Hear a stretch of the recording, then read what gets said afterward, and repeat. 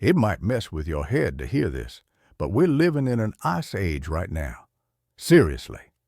It started about 2.6 million years ago, and technically, it hasn't ended. What's even wilder is that every 100,000 years, like clockwork, our planet goes through this insane transformation. Massive ice sheets cover huge chunks of the continents, and then they melt away again. I find myself wondering about that 100,000-year cycle. What's so special about that number? It turns out it has everything to do with how Earth wobbles through space. When I first encountered this idea, it felt like a key unlocking a deeper understanding of our planet. When Earth tips into a full glacial period, it becomes home to some of the most bizarre and magnificent creatures that have ever existed. Woolly mammoths trudging through frozen grasslands, giant ground sloths digging tunnels the size of houses, saber-toothed cats hunting prey weighing several tons. This 100,000-year cycle literally shaped the evolution of life on Earth for millions of years. About 10,000 years ago, most of these incredible animals just vanished. The cycle shifted, ice melted, and suddenly the megafauna that had dominated the planet for hundreds of thousands of years couldn't make it. We're still trying to figure out exactly why. Climate change, humans, or both. The debate is still raging. An ice age isn't just a cold period.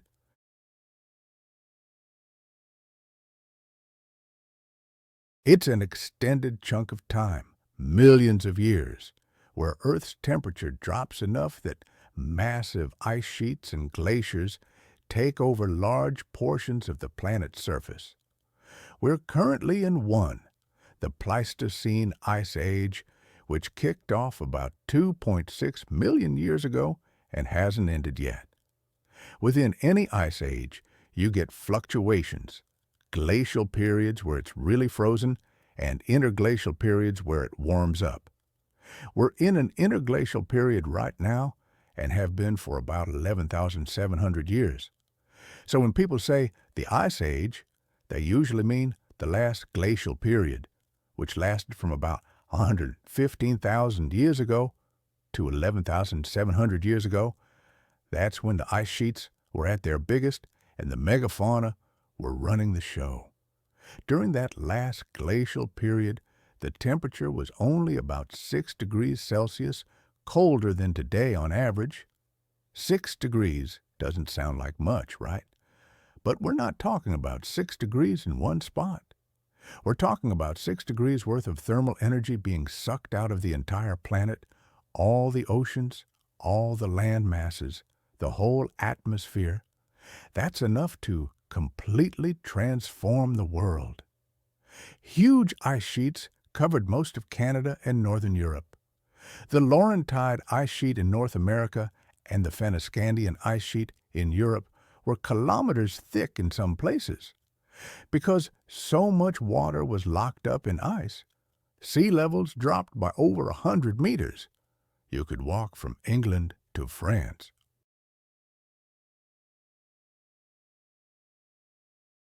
You could stroll from Asia to Alaska across what's now the Bering Strait.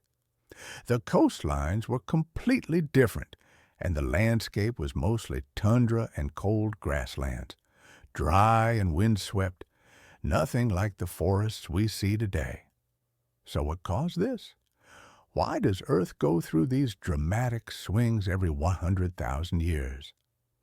The answer starts with a Serbian scientist named Milutin Milankovitch. Back in the early 1900s, he figured out something nobody else had really considered. What if ice ages weren't caused by anything happening on Earth, but by changes in Earth's position relative to the Sun? Earth's orbit isn't perfectly circular. It's slightly elliptical, and the shape of that ellipse changes over time because of gravitational pulls from other planets, mainly Jupiter and Saturn.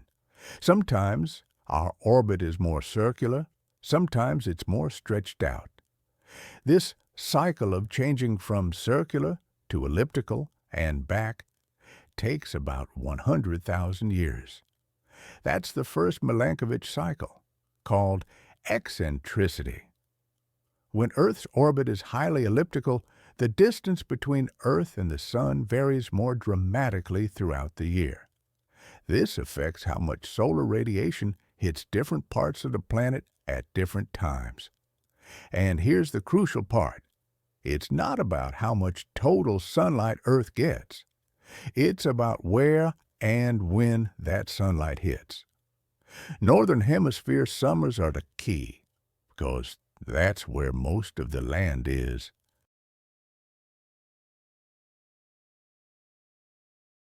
If Northern Hemisphere summers are cool enough that winter snow doesn't fully melt, the snow sticks around. Year after year, it piles up. Eventually, you've got ice sheets forming. Once ice sheets start growing, they reflect more sunlight back into space, which cools things down even more, which allows more ice to form. It's a runaway feedback loop. But eccentricity isn't the only cycle. There's also obliquity, which is the tilt of Earth's axis. The more tilted Earth is, the more extreme the seasons. This tilt varies on a roughly 41,000-year cycle. When Earth is less tilted, the difference between summer and winter is milder, which means summer might not be warm enough to melt all the winter ice. Ice accumulates, and an ice age begins. The third cycle is precession, or wobble. Earth wobbles on its axis it's strange to think that the Earth's climate is controlled by cycles, almost like a spinning top that's starting to slow down. The wobble of our planet changes which hemisphere tilted toward the sun, and this happens on a 26,000-year cycle, affecting the contrast between seasons. Right now, the Northern Hemisphere experiences winter when Earth is closest to the sun, leading to milder winters than we might otherwise have. But during other parts of that cycle, things flip, and those winters can become much colder. When you combine the eccentricity, obliquity, and precession cycles, they work together to control Earth's long-term climate.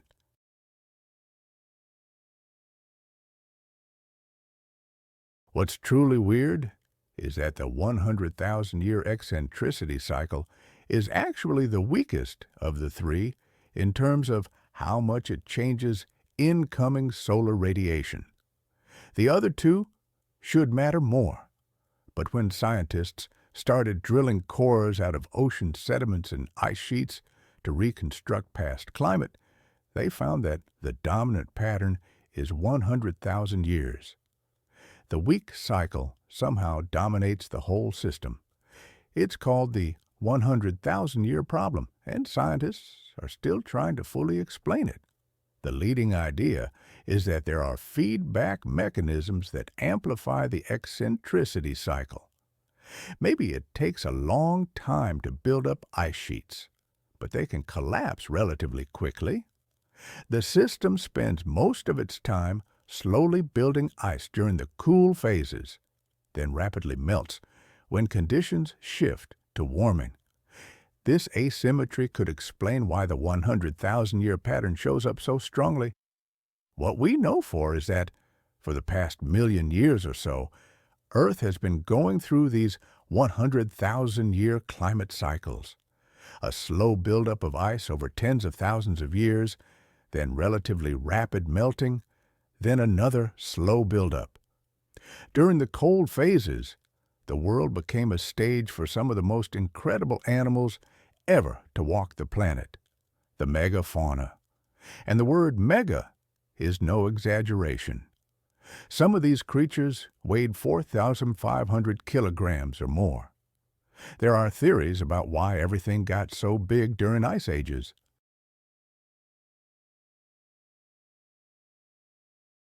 One idea is Bergmann's rule, which says that in cold climates, Mammals tend to be larger because a bigger body has a lower surface area to volume ratio. Less surface area relative to volume means less heat loss, so bigger bodies stay warm more efficiently in the cold.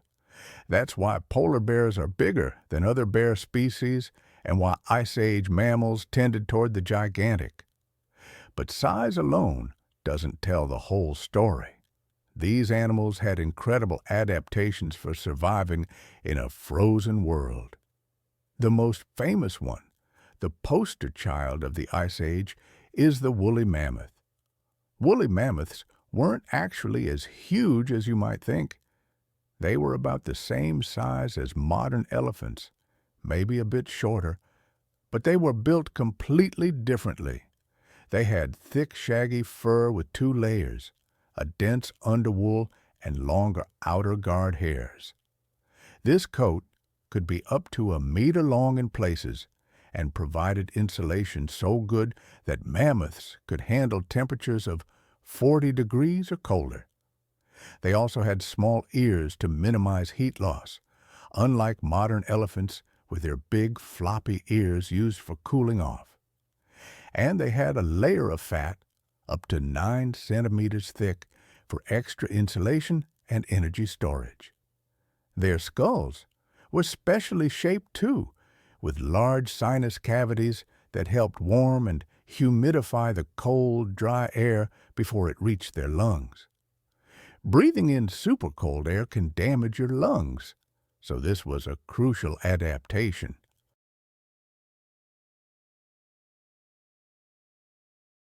And their teeth were perfect for grinding the tough grasses and sedges that grew on the mammoth steppe, this unique cold grassland ecosystem that covered huge areas during glacial periods.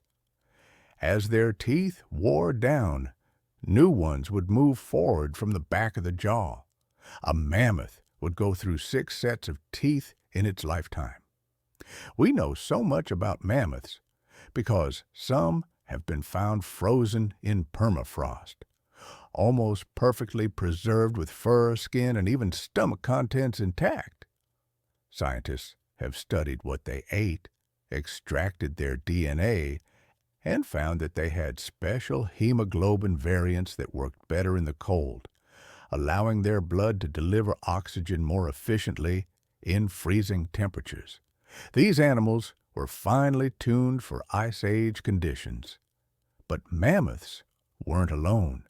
The Ice Age world was packed with megafauna. Woolly rhinoceroses roamed the same landscapes, covered in thick fur with massive horns that could reach over a meter long.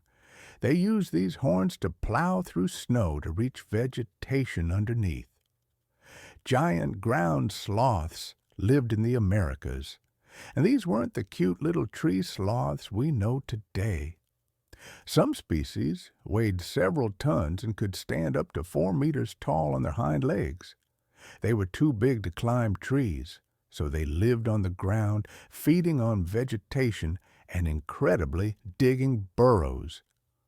We found their burrows, tunnels up to 40 meters long with claw marks on the walls that matched their fossilized claws perfectly.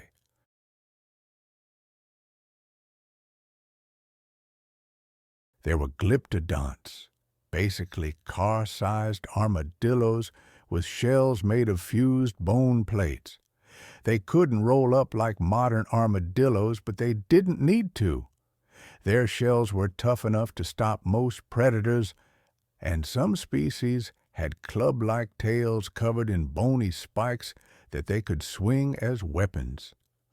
Recent studies suggest they might have been able to rear up on their hind legs, which means you could have had these armored tanks standing upright and swinging spiked clubs. That's both awesome and terrifying. And then there were the predators. Saber-toothed cats prowled the Americas with canine teeth up to 18 centimeters long, curved like daggers. They used these to deliver killing bites to the throat or belly of prey, causing massive bleeding. Cave lions in Europe and Asia were larger than modern lions. Giant short-faced bears in North America might have been the largest mammalian land predators ever, standing over 3 meters tall on their hind legs. Dire wolves hunted in packs and had more powerful jaws. I find myself constantly drawn back to the mystery of the megafauna, a frozen planet inhabited by giants. For hundreds of thousands of years, a cycle of ice and thaw repeated, sustaining them. But then, about 11,700 years ago, something shifted. The ice melted as before, yet most of these magnificent creatures didn't survive. We are still trying to understand why the cycle that had sustained them for so long suddenly failed. Was the warming too rapid?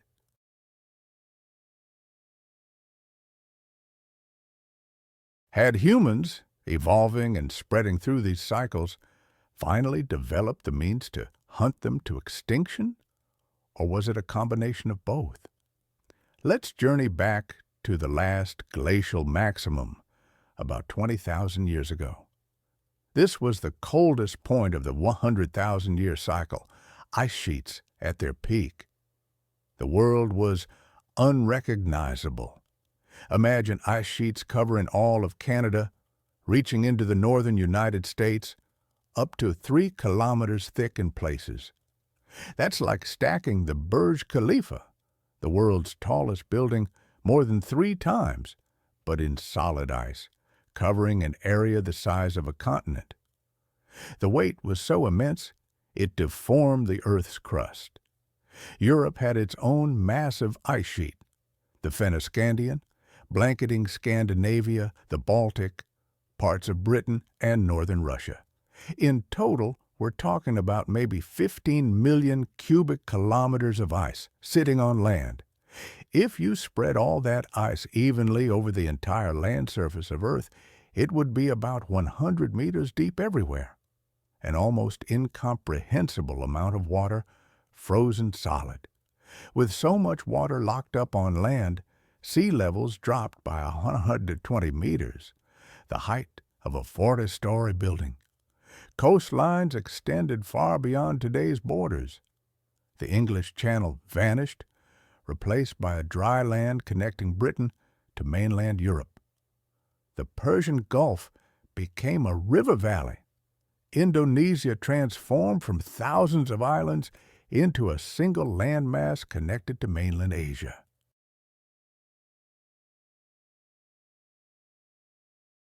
Australia, New Guinea, and Tasmania merged into one giant continent.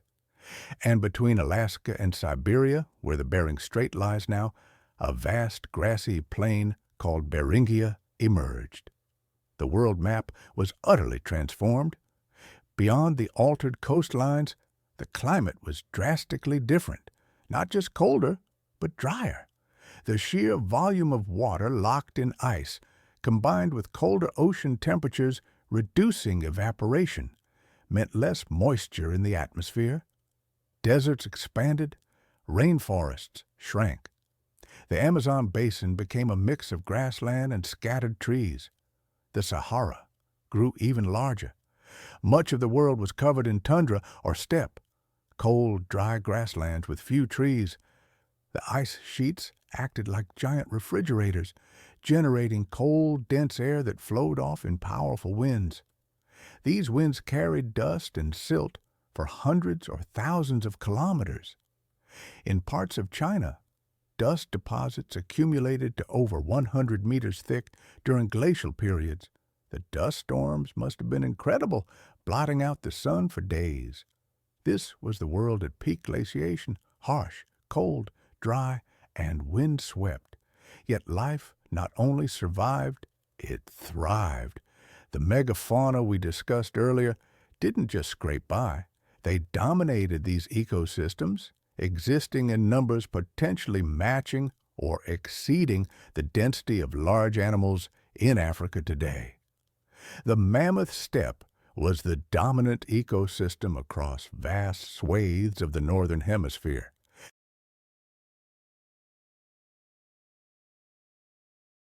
A unique mix of grasses, sedges, herbs, and low shrubs thrived in the cold, dry conditions, supporting enormous populations of large herbivores, mammoths, bison, horses, reindeer, all grazing together in huge herds. It must have been an incredible sight. Mammoths were iconic, but not alone. Woolly rhinoceroses, equally impressive, were similar in size to modern rhinos, but built for the cold, with thick woolly coats and two horns, the front one sometimes over a meter long. They used these horns to clear snow and reach vegetation. Like mammoths, woolly rhinos have been found preserved in permafrost, with fur and soft tissue intact, displaying clear adaptations for extreme cold, including small ears and thick layers of fat. Giant ground sloths dominated the Americas. Modern sloths are slow-moving rainforest dwellers, but Ice Age ground sloths were vastly different. Megatherium americanum, the largest species, weighed an estimated 3 out of 800 kilograms, heavier than most elephants. They could stand on their hind legs, reaching heights of 4 meters or more. These elephant-sized sloths, too large to climb trees, lived on the ground, feeding on vegetation. And here's a fascinating detail. We found their burrows, actual tunnels dug into hillsides, some 40 meters long and nearly 2 meters wide. The wall, I still find it hard to believe that ground sloths, those multi-ton creatures, were emerging from underground tunnels. It sounds like something made up, but the evidence is there.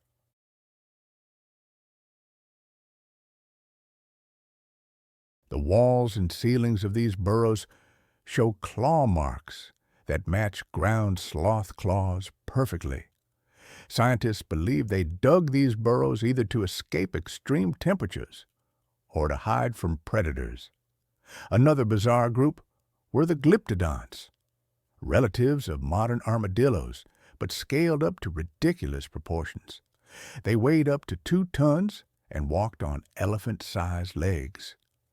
Their bodies were protected by shells made of hundreds of bony plates fused together, like a turtle shell, but much larger and heavier.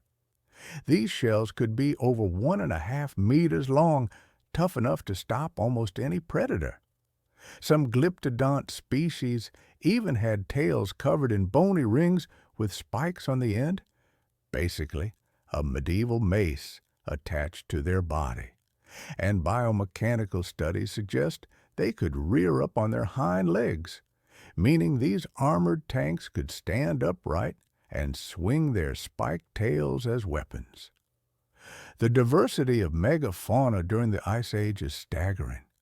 In North America alone, there were mammoths, mastodons, a different family of proboscideans with different tooth structures, American horses, American camels, giant beavers the size of bears, stag moose with enormous antlers, and multiple species of giant ground sloths.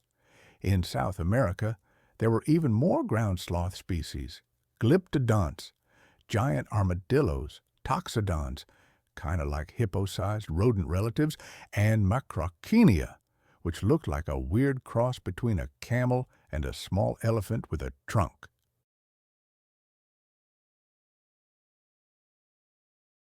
In Eurasia, there were mammoths, woolly rhinos, cave bears, steppe bison, giant deer called megaloceros with antlers spanning over 3.5 meters, and more. And then, of course, there were the predators. Wherever you have large herbivores, you have large carnivores hunting them. Saber-toothed cats are probably the most famous Ice Age predator. Smilodon in the Americas had those incredible canine teeth, up to 18 centimeters long and flattened like blades. These weren't for crushing bone or gripping. They were precision killing tools. Saber-tooths would use their powerful forelimbs to wrestle prey to the ground, then deliver a killing bite to the throat or belly. severing major blood vessels and causing rapid death from blood loss. The La Brea tar pits in California have preserved thousands of Ice Age animal bones, and saber-tooths are among the most common carnivores found there, which tells us they were successful predators, probably living in social groups like modern lions. And their prey wasn't small. They were taking down bison, young mammoths, horses, giant ground sloths, big, dangerous animals. Cave lions in Europe and Asia were larger than modern African lions and probably hunted similar prey. Cave bears, despite the scary name, were mostly herbivorous, but they were huge, up to half a ton, and their size alone made them formidable.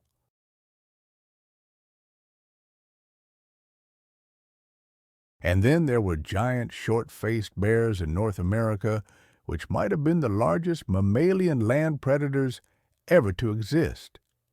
These bears stood over 3 meters tall on their hind legs and may have weighed up to 800 kilograms. There's debate about whether they were active predators or scavengers, but either way, you definitely didn't want to run into one. Dire wolves were another major predator, especially in the Americas. Real dire wolves, not the fantasy version. They were larger and more heavily built than modern gray wolves, with more powerful jaws designed for crushing bone. They hunted in packs and could take down prey much larger than themselves through coordinated attacks. The La Brea tar pits have yielded thousands of dire wolf fossils, more than any other carnivore, which suggests they were incredibly common. Even birds got in on the megafauna action. Teratorns were some of the largest flying birds ever, with wingspans over 3.5 meters. They probably soared on thermals like modern condors, searching for carrion. And there were even larger flightless birds in some regions. The Ice Age world had no shortage of impressive and terrifying predators. But here's what's really fascinating. All of these animals, from the smallest ground squirrels to the largest mammoths, were part of functioning ecosystems. They weren't just wandering around randomly. They had complex relationships with each other and with their environment.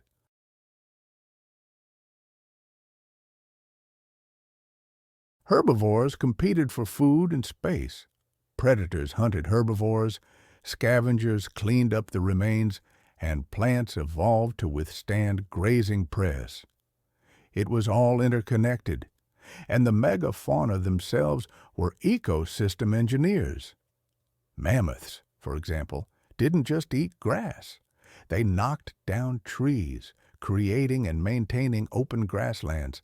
They distributed nutrients across the landscape through their dung. They created trails and wallows. Their actions shaped the entire ecosystem. When you have animals that weigh several tons moving through an environment, they have a huge impact. Scientists have reconstructed these ancient ecosystems using multiple lines of evidence. Fossil assemblages tell us which animals live together in the same places. Isotope analysis of bones and teeth tells us what they ate and what the climate was like. Ancient DNA can be extracted from permafrost sediments, even from sediments with no visible fossils. And this tells us which species were present. Cave paintings created by humans show what animals looked like and how they behaved. By combining all this evidence, we can paint a pretty detailed picture of Ice Age life. One thing that's become clear is that these ecosystems weren't static. They changed and shifted as the climate fluctuated. Remember, even within a glacial period, there were shorter-term climate variations.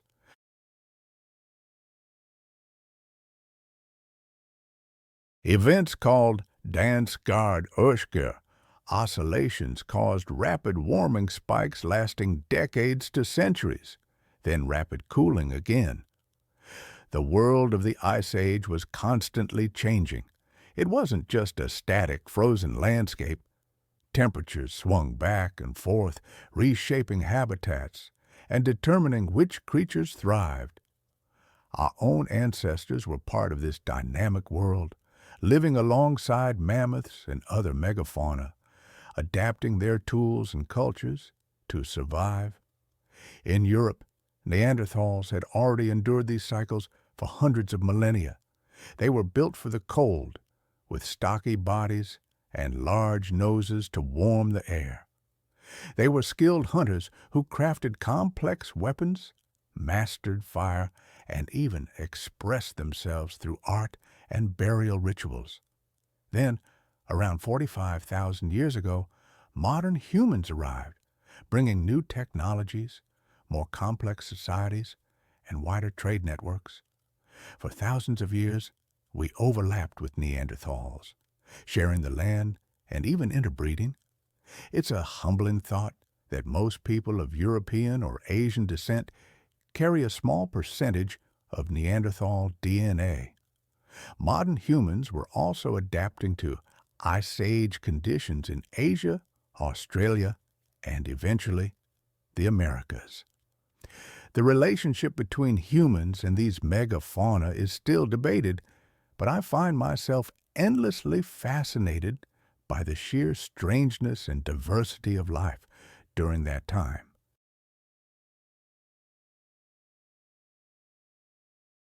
Imagine standing at the edge of a vast, icy landscape, watching mammoths, woolly rhinos, and giant sloths moving across the cold grasslands.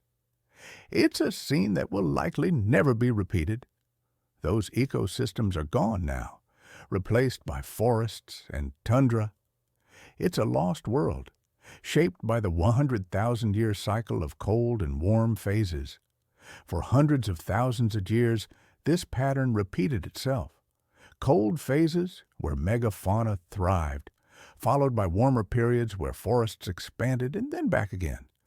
It was a rhythm that life on Earth had adapted to. But about 19,000 years ago, something began to shift. The orbital cycles were changing, favoring warmer temperatures. The ice sheets began to melt, setting in motion a dramatic transformation that would reshape the planet and challenge the survival of the very creatures adapted to the frozen world. We know what these Ice Age giants looked like, but I'm even more interested in how they lived.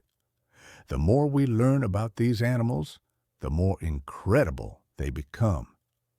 Take, for instance, the seemingly impossible. Giant ground sloths digging massive burrows. When scientists first discovered these tunnels in South America, they were baffled. These burrows were enormous, some reaching 5 to 6 meters below the surface, up to 1.8 meters wide and 40 meters long. That's the size of a 2-story house, buried underground. They considered many possibilities, but the evidence kept pointing to ground sloths.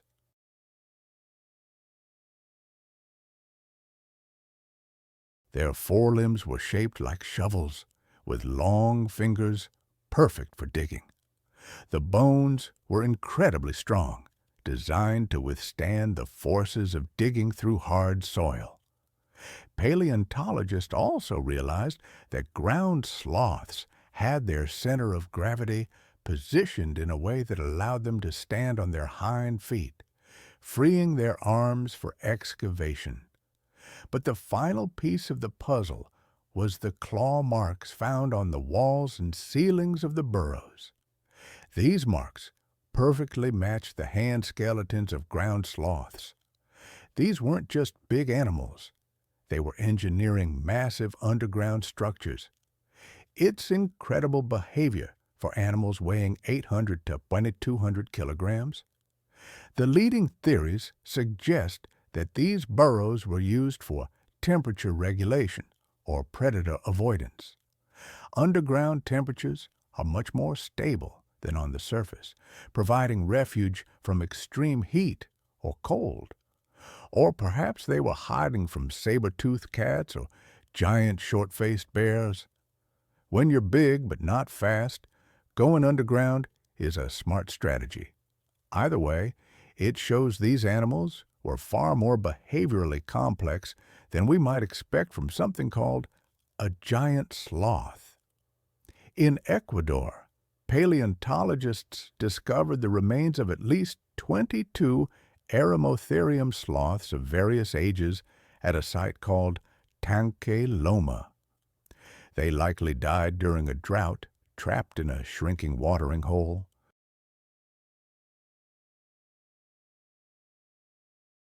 What's fascinating is that this suggests they were social animals, congregating at watering holes and perhaps even wallowing in the water to escape heat and insects, much like hippos and rhinos do today.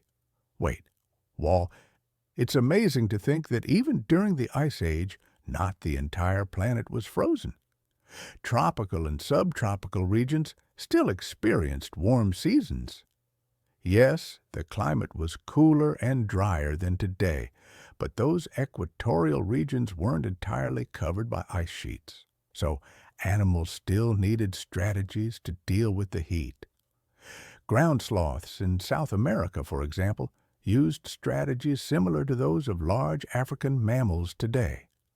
And mammoths, well, we keep unearthing new details about them. The mammoths, preserved in Siberian permafrost, have given us incredible insights. Some even have their last meals preserved in their stomachs.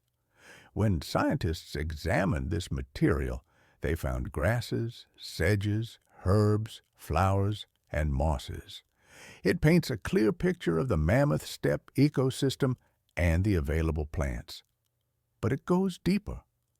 We've extracted DNA from these frozen specimens, sequencing entire mammoth genomes.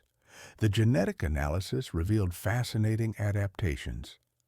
Mammoths possessed hemoglobin variants, the protein that carries oxygen in blood that functioned more effectively in cold temperatures.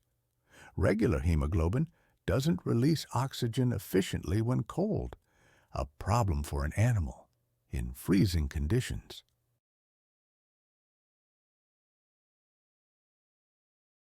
Mammoth hemoglobin had mutations that compensated, allowing their blood to deliver oxygen effectively even when their tissues were cold. That's a hardcore molecular adaptation.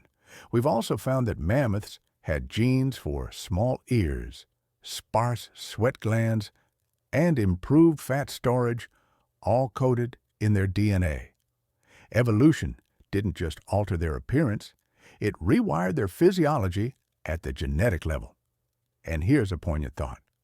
The last mammoths lived on Wrangel Island in the Arctic Ocean. This island was cut off from the mainland as sea levels rose after the ice sheets melted. A population of around 500 to 1,000 mammoths survived in isolation there until about 4,000 years ago. Think about that. 4,000 years ago, the pyramids of Giza had already been built. Mammoths and ancient civilizations overlapped in time. The last of these giants walked on a remote Arctic island, while humans in Egypt built monuments and developed writing.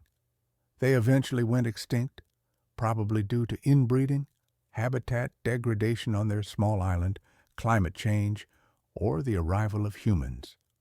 It was the end of an evolutionary line that lasted millions of years. Woolly rhinoceroses are another species we know a lot about from frozen specimens. Like mammoths, they had thick woolly coats and were built for the cold. But their behavior was probably different, based on their tooth wear and the isotopes in their bones. Scientists believe woolly rhinos were more selective feeders than mammoths.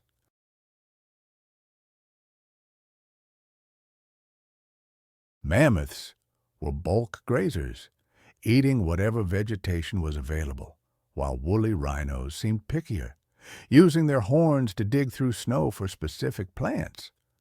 The giant deer, Megaloceros, had antlers that were absolutely astonishing. The largest specimens had antlers spanning over 3.5 meters from tip to tip, wider than a car. These antlers could weigh up to 40 kilograms. Carrying that much weight required serious neck and shoulder muscles. Scientists think these massive antlers were primarily for display and competition between males, similar to modern deer. During mating season, males would show off their antlers to females and use them in battles with rival males. The bigger the antlers, the more impressive you looked. But those antlers came at a cost. Growing them required huge amounts of calcium and energy, and carrying them around was energetically expensive. Only the healthiest, best-fed males could support truly enormous antlers. Cave bears are interesting because, despite their name and size, they were mostly herbivorous. Isotope analysis of their bones shows they ate primarily plants. They were built like grizzly bears but acted more like giant pandas. They hibernated in caves during winter, where we find most of their fossils. Some caves in Europe have thousands of cave bear bones, representing hundreds or thousands of individuals that hibernated there over millennia.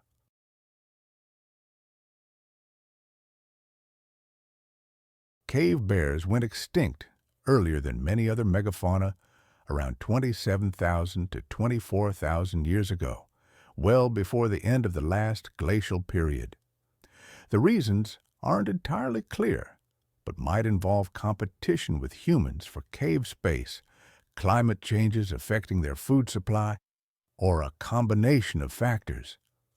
Glyptodons continue to amaze me the more I learn. Recent studies of their skeletal structure and muscle attachment points suggest they were capable of surprising behaviors. They might have been able to rear up, as we mentioned, but they also show adaptations for powerful digging, similar to modern armadillos, but scaled up massively. These armored giants might have dug burrows like their ground sloth contemporaries.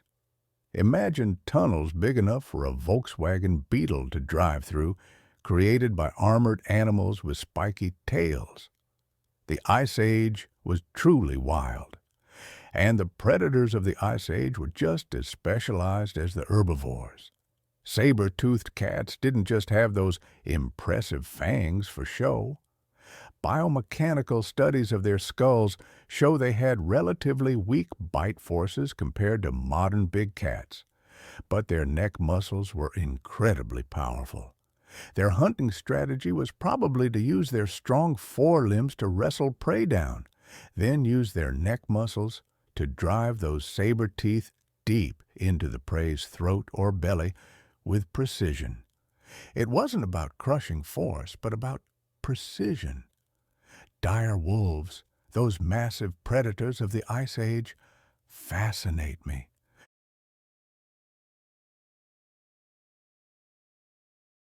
We've studied them so extensively because of the sheer number of fossils we've unearthed from the La Brea tar pits. Thousands of individuals, trapped over tens of thousands of years in that sticky asphalt, trying to scavenge animals already stuck. And those fossils? They tell a story beyond just their size. Many dire wolf specimens show broken teeth, healed fractures, and signs of arthritis, especially in the older ones. It suggests they lived in social groups, caring for injured or elderly members. A wolf with a broken leg or missing teeth simply couldn't hunt alone. But if the pack shared food, it could survive. That fossil evidence hints at complex social structures similar to modern wolves. Giant short-faced bears, on the other hand, remain more mysterious. Were they primarily predators or scavengers. The evidence is mixed. Their long legs suggest they could cover long distances efficiently, useful for scavenging, but their powerful jaws and teeth could certainly kill prey. Perhaps they were opportunistic, hunting when possible and scavenging when available. Their sheer size, potentially the largest mammalian land predator ever, suggests they could intimidate smaller predators and steal their kills. I can almost picture a pack of dire wolves bringing down a bison, only to have a giant short-faced bear show up and chase them off to claim the carcass.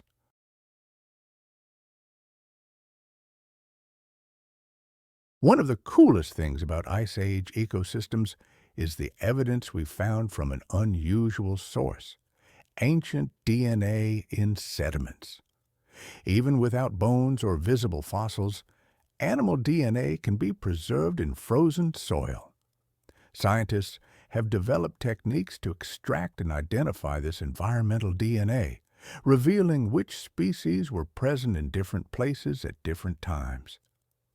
It's filled gaps in the fossil record, showing us that Ice Age ecosystems were even more diverse than we realized.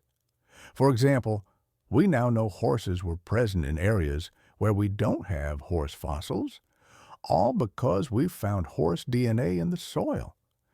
We've identified plants that grew in certain regions by finding their pollen and DNA. We can even tell what the climate was like by looking at which species of plants and insects were present. It's like reading an ancient ecological record written in genetic code. Humans were observing and interacting with all of this megafauna, and they left their own records of what they saw. Cave art from sites like Lascaux in France and Chauvet Cave shows remarkably accurate depictions of Ice Age animals. The artists painted mammoths, woolly rhinos, bison, horses, cave lions, and more. And these paintings aren't crude stick figures. They're sophisticated artworks, showing animals in motion, using the natural contours of the cave walls to create three-dimensional effects. The artists clearly spent a lot of time observing these animals to capture them so accurately.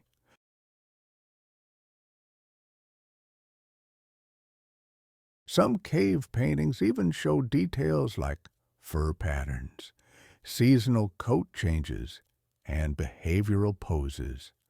There's a famous painting of a woolly rhino that clearly shows its thick fur and the way it held its head. There are paintings of mammoths that show their characteristic domed heads and long tusks. These artworks are our direct visual record of what Ice Age megafauna looked like, created by people who saw them alive. Humans also left behind butchered animal bones, showing clear-cut marks from stone tools, mammoth bones with spear points embedded in them, campsites with hearths surrounded by the remains of horses, bison, and reindeer. The archaeological record proves that humans hunted megafauna and relied on them for food, materials for tools and clothing, and fat for fuel. Mammoth ivory was carved into art objects and tools. Hides were used for clothing and shelter. Bones were used to build dwelling structures in areas with scarce wood. Every part of these animals was utilized. But humans weren't just passive observers or simple hunters. There's evidence that humans might have used fire to manage landscapes, creating and maintaining the open grasslands that megafauna depended on. By burning vegetation regularly, humans could prevent forests from encroaching on grasslands, keeping habitats open for the large herbivores they hunted. This kind of ecosystem engineering might have actually helped support megafauna populations in some regions.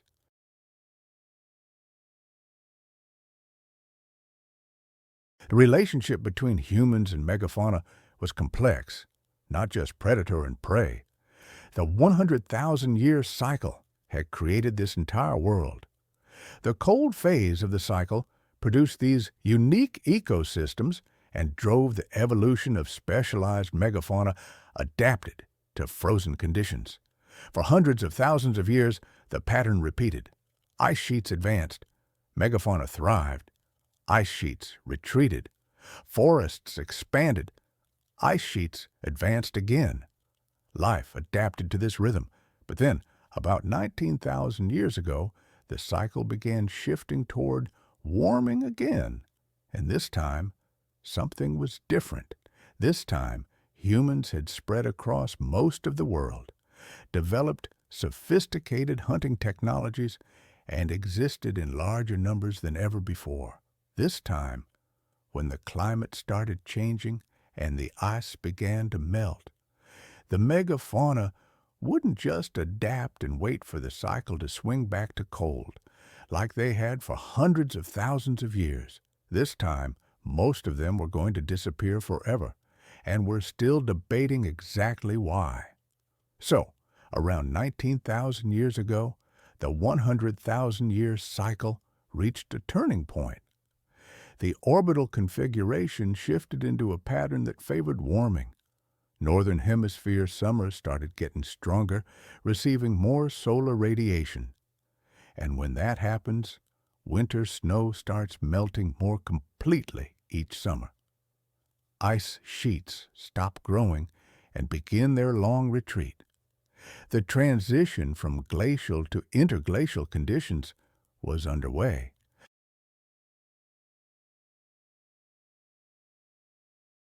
Deglaciation isn't a smooth process, it's messy. It happens in fits and starts, with sudden collapses and temporary reversals. There are even periods of rapid change that would have been noticeable within a single human lifetime. This very messiness is what makes understanding the extinction of the megafauna so incredibly complicated. The first major pulse of melting began around 19,000 years ago and continued for several millennia. As the ice sheets melted, sea levels began to rise, pouring water back into the oceans. During one period, around 1,600 years ago, known as Meltwater Pulse 1A, sea levels rose by roughly 20 meters in less than 500 years. Now, 20 meters might not sound like much, but that's enough to flood vast coastal areas, submerge land bridges, and utterly transform coastlines. All that water had to come from somewhere, and it came from collapsing sections of the great ice sheets. The Laurentide ice sheet, that massive dome of ice covering Canada, began breaking apart. The Fennoscandian ice sheet in Europe did the same. As they melted, they left behind a landscape that had been compressed under kilometers of ice for thousands of years. The land was scraped clean, covered in glacial till, dotted with lakes formed in depressions carved by ice. I can almost see it.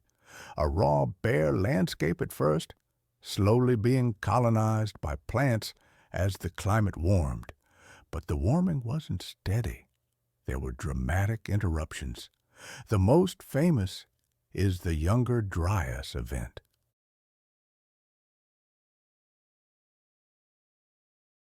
Around 14,700 years ago, the world had been warming for thousands of years. Ice sheets were in retreat. Things seemed to be heading toward interglacial conditions. Then, suddenly, temperatures crashed. In Greenland, temperatures dropped by about 15 degrees Celsius in just a few decades, possibly even faster. Some evidence suggests it could have happened in as little as 10 to 20 years. The North Atlantic region was plunged back into near glacial conditions that lasted over 1,000 years. The leading theory suggests a catastrophic flood caused this dramatic reversal. As the Laurentide ice sheet melted, water pooled up behind it, forming enormous glacial lakes. The largest was Glacial Lake Agassiz, which was bigger than all of the modern Great Lakes combined. This lake was dammed by the ice sheet itself. And when that ice dam failed, which geological evidence suggests it did multiple times, stupendous amounts of fresh water flooded into the ocean in a geologically instant time frame. We're talking about enough water to raise global sea levels by several meters, all released in months to years. This massive freshwater dump disrupted ocean circulation in the North Atlantic. There's this ocean circulation pattern called the Atlantic Meridional Overturning Circulation, or AMOC. It's basically a conveyor belt where warm surface water flows north, cools down near Greenland, becomes dense and sinks, then flows south at depth.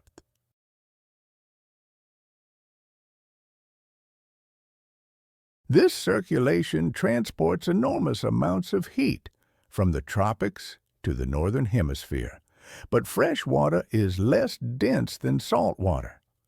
When you dump a huge amount of fresh water into the North Atlantic, it floats on top and prevents the normal sinking of cold, dense water. This can slow down or shut down the AMOC. And when the AMOC stops, the northern hemisphere stops receiving that massive heat transport from the tropics, temperatures crash, and you're back to near glacial conditions. The Younger Dryas had effects far beyond the North Atlantic. Climate patterns shifted across the globe. Some regions got drier, others wetter. Temperatures changed, and this had huge impacts on ecosystems and the animals living in them. For megafauna that were already stressed by changing habitats as the climate warmed and forests expanded, the Younger Dryas cold snap might have provided a temporary reprieve, but it also added instability to an already unstable situation. It had major impacts on human societies, too. In the Middle East, this is right around the time agriculture first developed.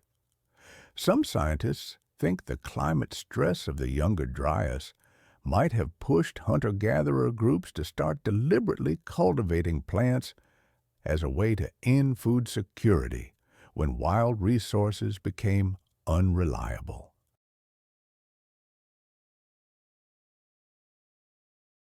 If that's true, then this climate event, triggered by the 100,000-year cycle transitioning from glacial to interglacial, literally changed the course of human history, setting us on the path to farming, settled civilizations, and everything that followed. But eventually, around 11,700 years ago, the Younger Dryas ended, and it ended just as abruptly as it started. Temperatures spiked upward again. In some regions, temperatures rose by 10 degrees Celsius or more in just a decade or two. That's mind-bogglingly fast for natural climate change. The AMOC kicked back into gear. Heat flooded northward again. Ice sheets resumed their collapse. And this time, there was no going back. The transition to full interglacial conditions was complete. We call this the beginning of the Holocene, our current geological epoch, and it marks the end of the last glacial period. For the megafauna, this was catastrophic. They had evolved over hundreds of thousands of years to thrive in cold, open and grassland environments. But as the Holocene began, those environments were disappearing. The mammoth steppe, that unique ecosystem of cold grasslands that had supported enormous populations of large herbivores, was transforming. Forests were expanding. Grasslands were shrinking. The climate was getting wetter and warmer. For animals adapted to cold and dry conditions, this was a crisis. The extinctions came fast. In North America, most megafauna disappeared between about 13,000 and 11,000 years ago.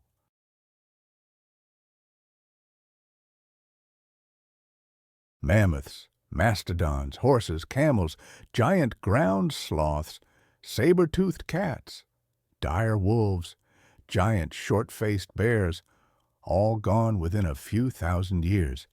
That's 70 to 80% of large mammal species. Just vanished. I find that staggering. It was a devastating event, this quaternary extinction. Across Europe, we saw similar losses, though the exact timing seems to differ from species to species. The woolly mammoths disappeared from most of their range, clinging on in just a few isolated refuges like Wrangel Island. The woolly rhinos vanished, along with the cave lions and the giant deer. The megafauna that had dominated Europe during the Ice Age were gone, or their numbers severely reduced. South America wasn't spared either. The giant ground sloths, all the different species that had evolved there, gone. The glyptodonts, the native horses and camels, all extinct. The toxodons, the macrauchenias, the giant armadillos, all gone. The extinction wave swept through the Americas like wildfire. Australia had already lost most of its megafauna earlier, between 50 and 40,000 years ago. Giant wombats, enormous kangaroos, massive flightless birds, a marsupial lion, all disappeared. The timing in Australia coincides more with the arrival of humans than with the last deglaciation. It adds another piece to the puzzle of what caused these extinctions. So, what killed them? It's a question that's been debated for decades, and honestly, it's still not completely settled.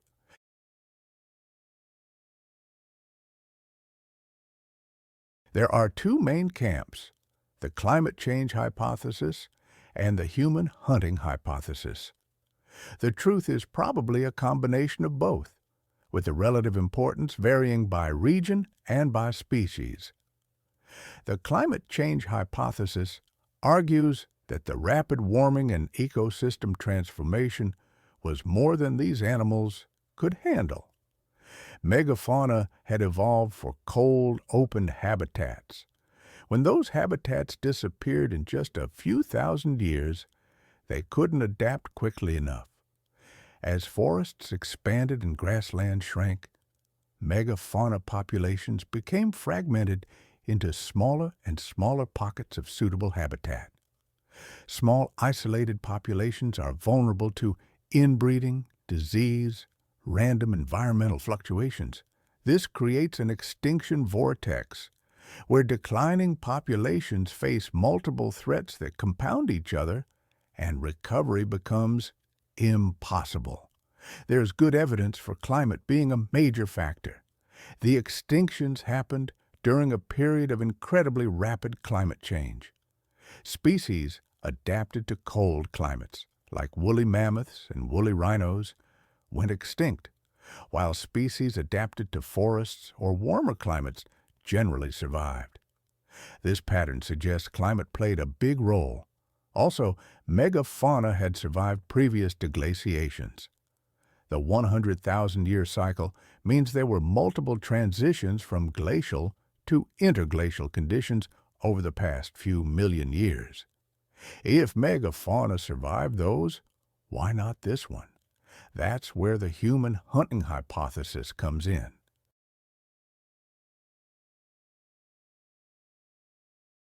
Modern humans had spread across most of the world by the end of the last ice age, and humans are incredibly effective hunters, especially with the technological innovations that developed during this period.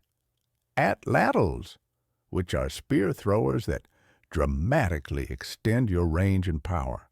Sophisticated hunting strategies involving coordinated groups, and later, bows and arrows. Human populations were growing and spreading into new territories, and critically, many megafauna had little to no evolutionary experience with human hunters when humans first arrived in the Americas or Australia. The local megafauna hadn't evolved fear responses to these two-legged predators. They were naive prey. Modern examples show this pattern. When humans first reached oceanic islands with no previous human presence, the native birds and mammals often showed no fear and were easily hunted to extinction within decades or centuries. The same might have happened with Ice Age megafauna. They simply didn't recognize humans as threats until it was too late. And here's the thing about hunting megafauna. You don't need to hunt intensively to drive them extinct. These animals have slow reproductive rates. A female mammoth might have a calf every 5 years. Mammoths don't reach sexual maturity until they're teens. If you kill even a few individuals per year from a population, especially females of reproductive age, you can drive the population into decline.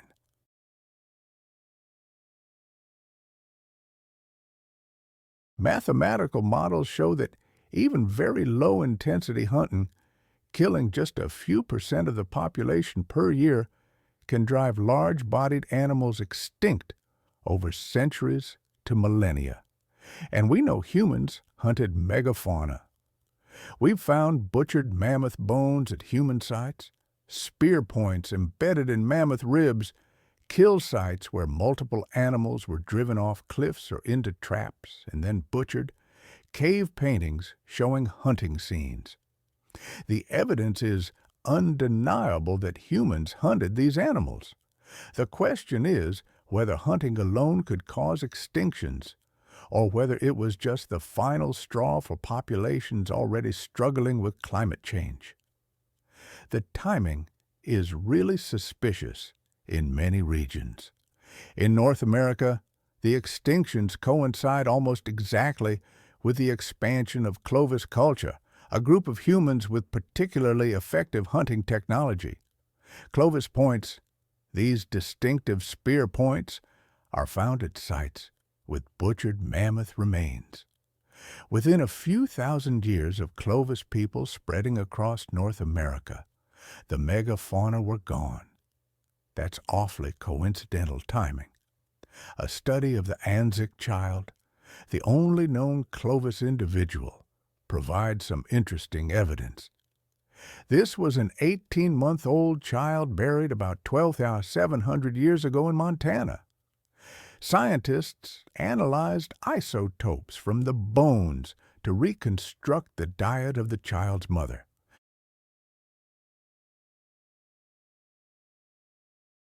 And they found that mammoth contributed around 40% of the maternal protein diet, similar to the diet of specialized mammoth predators like scimitar cats.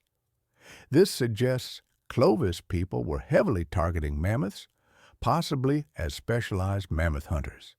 But we need to be careful not to overinterpret. The Anzac child is one individual. We can't say all Clovis people had the same diet or hunting focus. The disappearance of the Ice Age giants, it's a complex puzzle that still fascinates me. The question of how many creatures actually roamed the earth back then is still debated.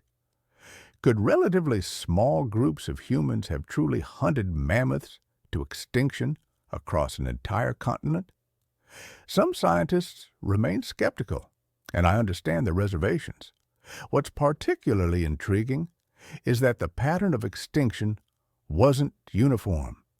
Some species vanished early on, while others managed to hang on for quite a bit longer. The mammoths on Wrangel Island, for instance, held out until around 4,000 years ago, thousands of years after their mainland cousins had disappeared. Cave bears, on the other hand, went extinct much earlier than many other species. And then there's the mystery of why dire wolves vanished while gray wolves survived, and why bison, despite being heavily hunted, managed to persist. The reasons behind these varied fates are still being investigated.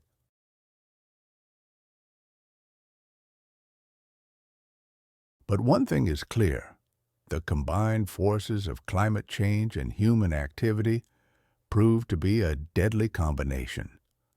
Climate change put immense press on these megafauna populations, fragmenting their habitats and diminishing their food sources.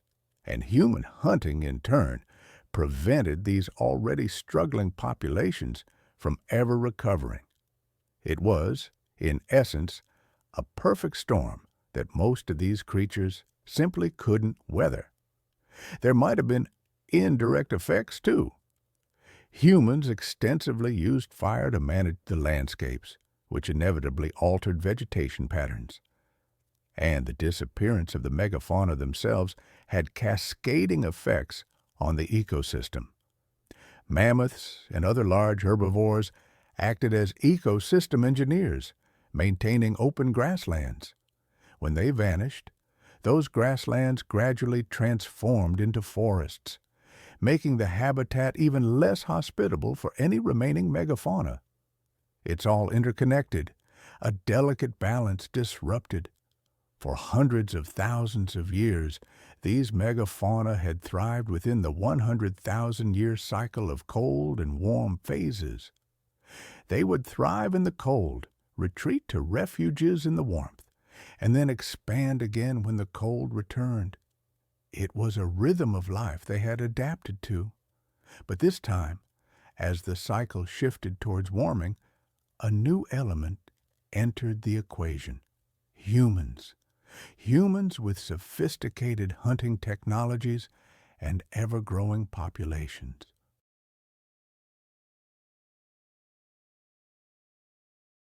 That combination of rapid climate change and human proved too much for most of the megafauna, and within a few thousand years, that Ice Age world of giants was gone forever.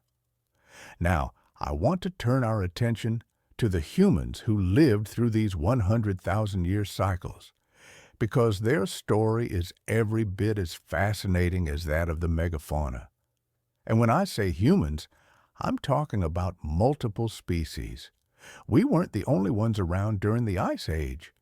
Neanderthals were already well established when our ancestors arrived, and they deserve far more recognition than they often receive.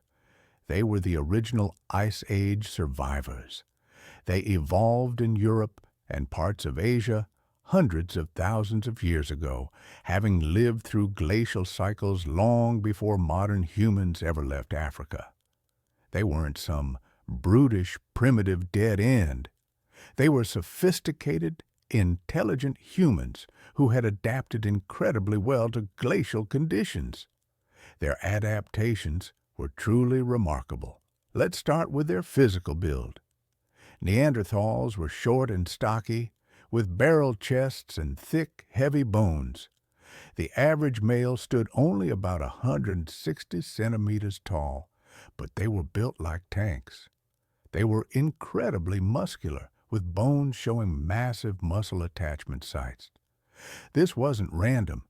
It was an adaptation to the cold. Shorter, stockier bodies have less surface area relative to their volume, meaning they lose less heat.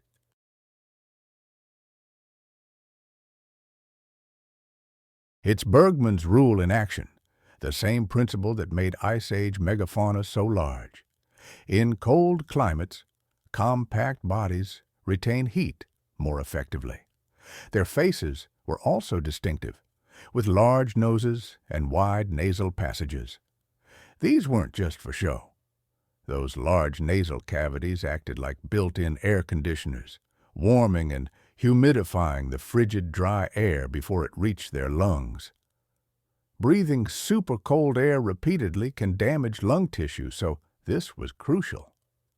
It's the same adaptation we see in woolly mammoths, with their enlarged sinuses. Different species, same solution to the same problem. Convergent evolution at work. But physical adaptations only tell part of the story. Neanderthals had a sophisticated culture and technology.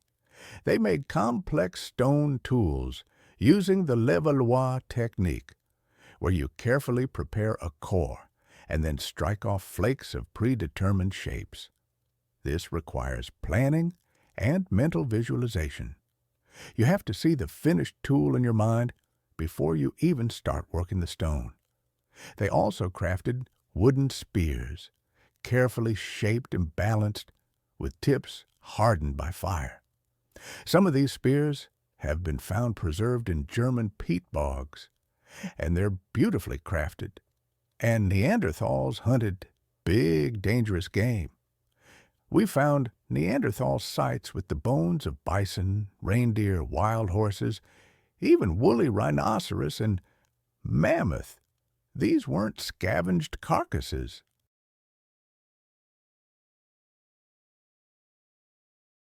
The bones show clear butchery marks made with stone tools while the meat was fresh. Neanderthals were actively hunting animals that could easily kill them if the hunt went wrong.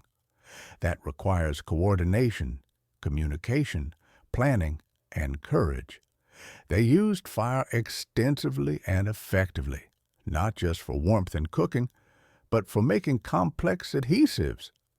Archaeologists have found Neanderthal tools with birch bark tar used to attach stone points to wooden handles. Making birch bark tar requires heating birch bark in the absence of oxygen at specific temperatures. This is a multi-step process that requires technical knowledge and careful control. You can't just stumble into figuring this out. They understood the process and could replicate it reliably. Even more impressive, Neanderthals had symbolic culture. They made ornamental objects, pierced shells, and eagle talons that were apparently worn as jewelry. They used pigments, possibly for body painting or decorating objects or cave walls. And they buried their dead, sometimes with what appear to be grave goods or in deliberate postures. There's a famous burial at Shanidar Cave in Iraq that includes evidence that might suggest flowers were placed in the grave, though that's still debated. I often wonder about the moment the last Neanderthal looked out at the world. What did they see? What did they feel? It's a question that haunts me, because around 40,000 years ago, they vanished.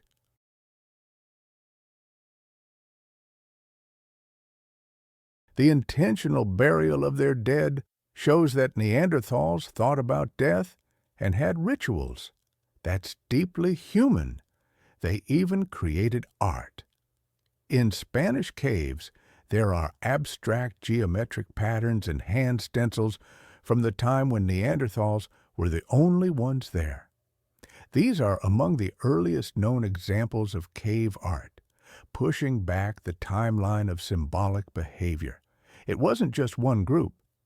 Similar markings have been found at multiple sites, suggesting it was part of broader Neanderthal culture. So, if Neanderthals were so capable and well adapted, why did they disappear? That's one of the most debated questions in paleoanthropology. The timing is suspicious. We, modern humans, show up and they disappear. Did we outcompete them? Absorb them through interbreeding? Kill them off? Or was it something else?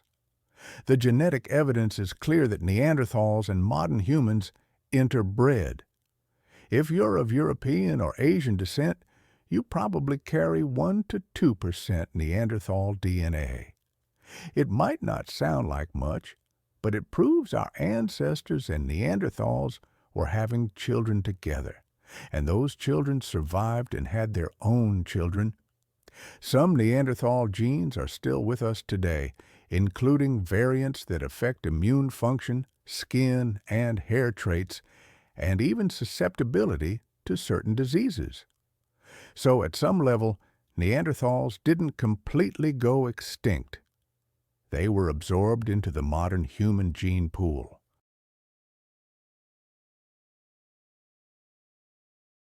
But as a distinct population with their own culture and identity, Neanderthals didn't survive. Why? One major factor was probably demographics. Modern human populations seem to have been larger and more widespread. When two populations are competing for the same resources, the one with more individuals usually wins through sheer numbers. Even if individual Neanderthals were just as capable as individual modern humans, if they were outnumbered 10 to 1, they'd eventually be swamped by the larger population. Modern humans also seem to have had some technological advantages. While Neanderthals made excellent tools, modern humans developed more diverse and specialized toolkits. They made fine bone needles for sewing fitted clothing, which provides better insulation than just wrapping hides around yourself. They made fishing equipment like hooks and harpoons, expanding their food sources. They created more prolific art and ornaments, possibly indicating more complex social structures or better communication systems. And modern humans had wider trade networks. We find materials at modern human sites that came from hundreds of kilometers away, showing they were exchanging goods over large distances. Neanderthal trade networks were more localized. Trade isn't just about stuff. It's about information exchange and social connections. Wider networks mean more people sharing ideas and innovations, which accelerates cultural evolution and adaptation.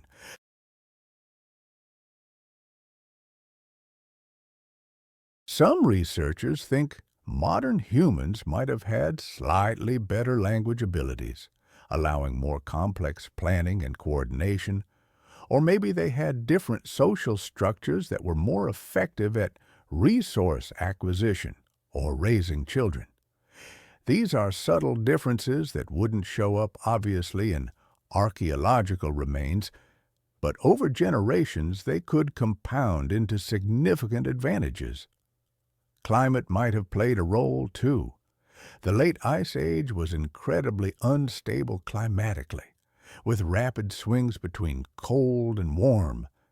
Maybe Neanderthals, who were specialized for cold, stable conditions, struggled more with rapid climate fluctuations. Modern humans coming from Africa, which had its own climate variability, might have been more adaptable to changing conditions. But this is speculative. We don't really know. What's clear is that by 40,000 years ago, Neanderthals were gone, and modern humans were the only human species left in Europe. And modern humans were spreading everywhere, adapting to every environment Earth had to offer.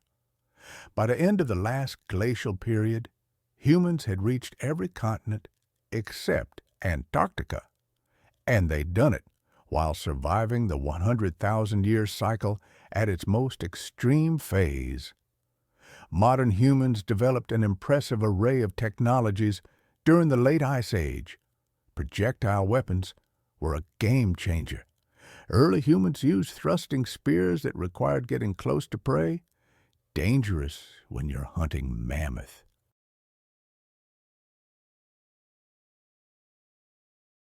Then they invented the atlatl, a spear thrower that acts as a lever arm to dramatically increase throwing range and power.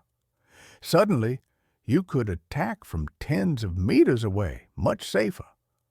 Later, probably between 20 and 30,000 years ago, in some regions, humans invented the bow and arrow. This was huge. Arrows are faster and more accurate than atlatl darts. You can carry more ammunition. You can hunt smaller, faster animals more effectively. The bow might be one of the most important technological innovations in human history. It fundamentally changed how humans could acquire food and defend themselves. Hunting strategies became more sophisticated, too.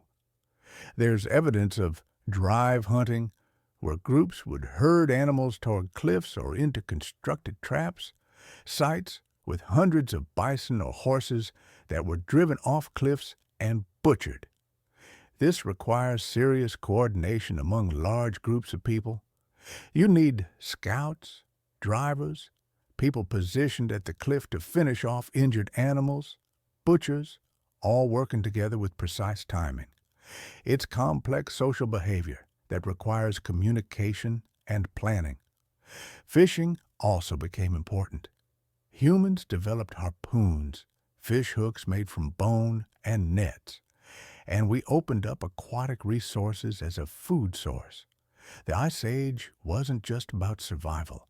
It was a canvas for the human spirit.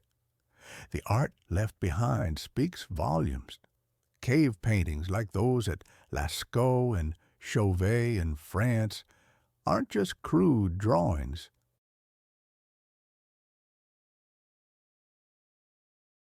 They are sophisticated, dynamic images of animals rendered with incredible skill and accuracy. I'm always struck by the fact that Ice Age humans weren't just huddled in caves, focused solely on survival. They had rich inner lives, symbolic thinking, and complex spiritual beliefs. Fishing, I've found, became a major food source, especially in coastal and riverine areas, a relatively low-risk alternative compared to hunting mammoths. Coastal sites reveal an intensive exploitation of fish and shellfish, with enormous shell middens representing thousands upon thousands of meals. Clothing technology also improved dramatically.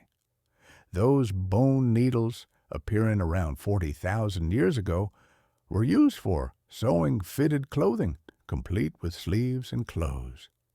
Anyone who's tried staying warm simply by wrapping animal hides knows it's not very effective. Fitted clothing is far superior at trapping body heat.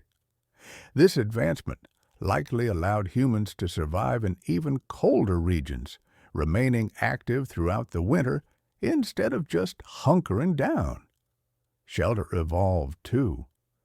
In regions where wood was scarce, people built structures using mammoth bones and tusks as frameworks covered with hides. These mammoth bone houses have been discovered in Ukraine and Russia. Some used bones from dozens of individual mammoths, representing thousands of kilograms of material.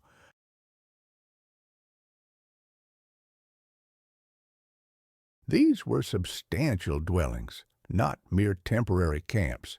People were investing serious effort into creating comfortable, long-term living spaces. And then there's the art. The artists used the natural contours of cave walls to create three-dimensional effects. They mixed pigments to achieve different colors and understood techniques like shading and perspective. Some paintings even capture animals in motion, running or fighting, movement frozen in a static image. It wasn't just cave paintings either. People carved figurines from ivory, bone, and stone. The Venus figurines, stylized female forms found across Europe, date back to this period. Some even have elaborate details like hairstyles or clothing carved into them. People crafted musical instruments, flutes carved from bird bones or mammoth ivory, and created elaborate burials with grave goods, including thousands of ivory beads sewn onto clothing. One burial of children at Sunir in Russia contained so many beads that researchers estimated it would have taken thousands of hours to make them. These people clearly valued symbolic expression enough to invest enormous time and effort into it. Why did humans create art? Probably for a multitude of reasons. Some cave art might have been connected to hunting magic or spiritual rituals. Some figurines might have been religious or fertility symbols. And some art was probably just for aesthetic plea or social bonding.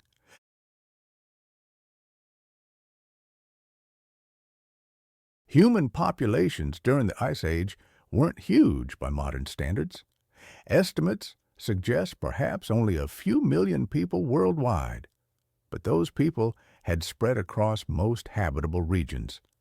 They'd reached Australia by at least 65,000 years ago, crossing significant water gaps even during low sea levels. They'd spread throughout Asia and Europe, and critically, they'd made it to the Americas. The populating of the Americas is a fascinating story in itself.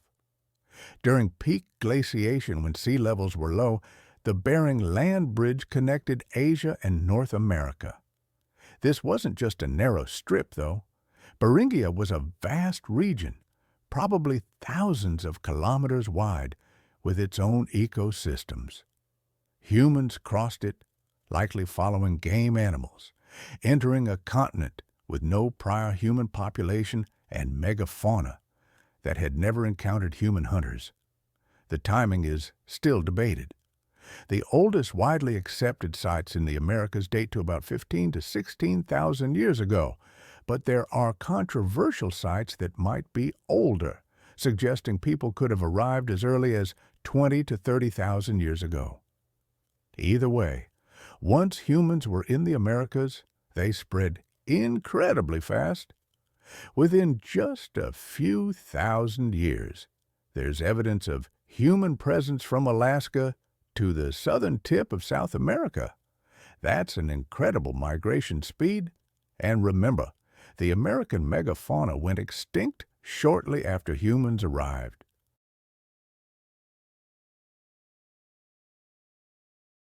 Mammoths, mastodons, giant ground sloths, horses, camels, all gone within a few thousand years of human appearance.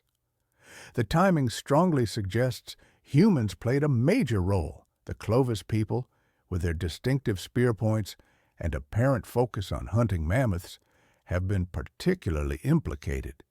But it's a complex issue. Climate was changing rapidly at the same time. It's likely both factors working together. By the time the Holocene began 11,700 years ago, humans were the dominant large animal on multiple continents. We'd outlasted Neanderthals and other human species. We'd survived the wild climate swings of deglaciation. We'd adapted to every environment from tropical rainforest to Arctic tundra. And we developed incredibly diverse cultures and technologies. Despite being one species genetically, humans showed cultural diversity that no other species has ever matched. This set the stage for what came next: the development of agriculture and the rise of civilization. But that's a different chapter in the story. The crucial point is that the Ice Age and its 100,000-year cycle was the crucible that forged modern human behavior. The technological innovations, the social structures, the symbolic thinking, all developed or were refined during the harsh conditions of glacial cycles. We are, in a very real sense, products of the Ice Age. Our success as a species was built on adaptations to a frozen world.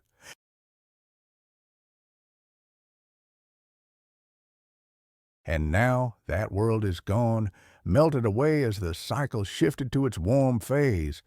The question is, what will we do now? I sometimes wonder if we're truly adapted for the world we live in now. Are we just carrying evolutionary baggage from an ice age that ended millennia ago? That 100,000-year cycle has shifted, you see.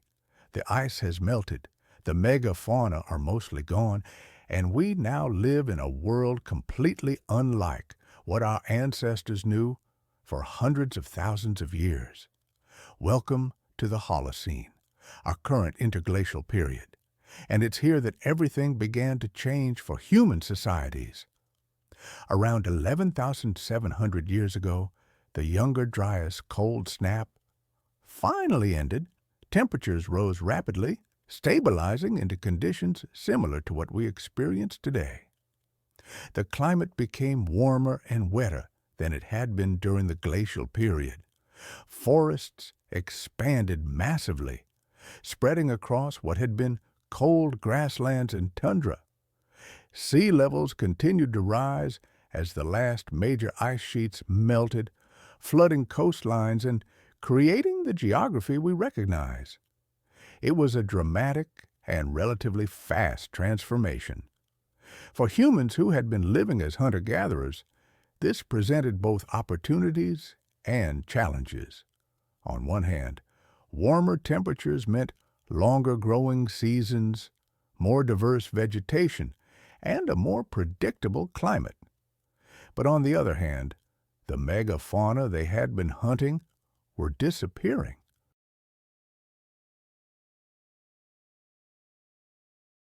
Those massive herds of mammoth, bison, and horses that had been reliable food sources were gone or going extinct. Humans had to adapt their subsistence strategies quickly or face serious problems. In some regions, people turned heavily to fishing and gathering shellfish. Coastal sites from this period show enormous shell middens and fish bone deposits. The ocean was stable and productive, providing a reliable food source. In other regions, people focused more on smaller game like deer, rabbits, and birds, supplemented with gathered nuts, seeds, roots, and berries. These require different hunting techniques than megafauna hunting. You can't drive deer off cliffs effectively. You need different tools, different strategies. But in a few special regions, something revolutionary happened. People started deliberately planting and cultivating wild plants. This was the beginning of agriculture, and it changed everything about human society. The first clear evidence of agriculture appears in the Fertile Crescent of the Middle East around 11 to 10,000 years ago. People started cultivating wheat and barley, domesticating sheep and goats. In China, rice and millet cultivation began around 9,000 years ago. In Mesoamerica, maize was domesticated around the same time, in multiple regions independently. Within just a few thousand years of each other, humans invented farming. Why did agriculture develop when it did? That's been debated forever. One theory points to population press.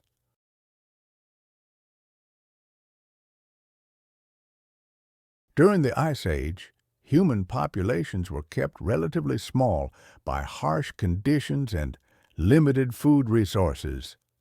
But as the Holocene began and conditions improved, populations might have grown to the point where hunting and gathering couldn't support everyone. Agriculture produces more calories per unit of land than hunting and gathering, so it can support higher population densities. If your population outgrows your hunting territory, you either starve, migrate, or innovate. Some groups chose innovation. Another theory emphasizes climate stability.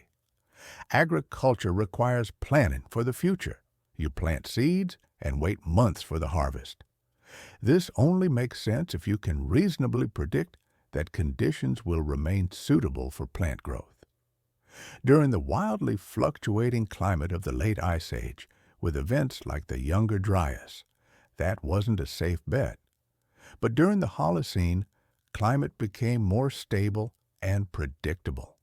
You could plant in spring and be reasonably confident summer would come and your crops would mature. This stability made agriculture viable in a way it hadn't been before. There's also a theory that the Younger Dryas specifically triggered agriculture in the Middle East. The idea is that hunter-gatherers in the Fertile Crescent had developed semi-sedentary lifestyles during the warm period before the Younger Dryas, living in villages and intensively harvesting wild grains. Then the Younger Dryas hit, and those wild grains became less productive.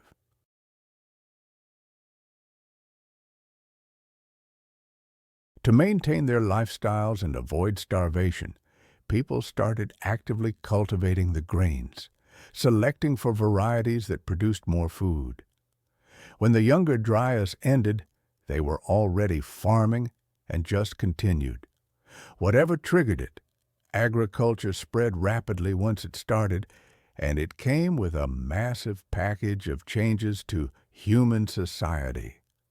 You can't be nomadic and farm effectively. You need to stay in one place to tend crops and protect them from animals and thieves. So agriculture led to permanent settlements, villages that grew into towns and eventually cities. These settlements required new forms of social organization. Who controls the land? How do you store surplus food? How do you defend your settlement? How do you resolve disputes? Agriculture also changed human diets dramatically, and not always for the better. Hunter-gatherers typically had diverse diets with lots of protein and varied nutrients from many plant and animal sources. Early farmers ate mostly carbohydrates from a few grain crops, supplemented with whatever else they could grow or gather. Skeletons from early agricultural societies show signs of nutritional stress compared to hunter-gatherers. More cavities from all the starchy foods, shorter average stature, diseases associated with dietary deficiencies. Agriculture allowed population growth, but individual health often declined. Disease became a much bigger problem once humans started living in permanent settlements.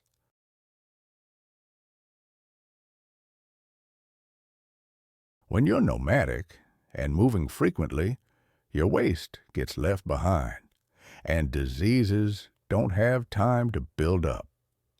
But in permanent villages, the rise of agriculture wasn't just a step forward, it was a complete transformation.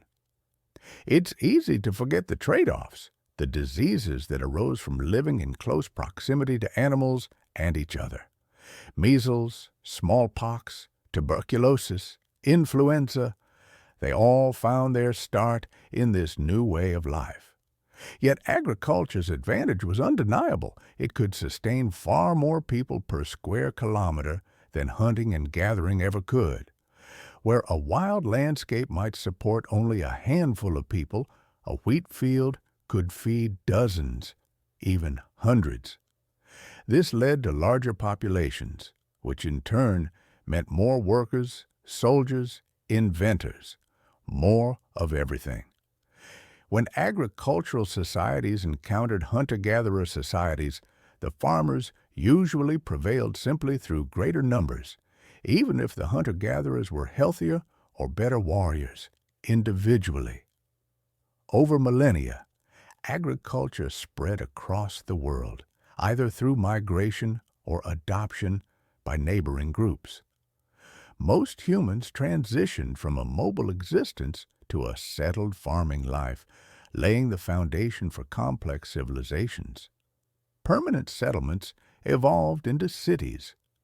These cities relied on food from surrounding agricultural areas, leading to trade networks. The need for record-keeping and trade then spurred the invention of writing in various regions independently.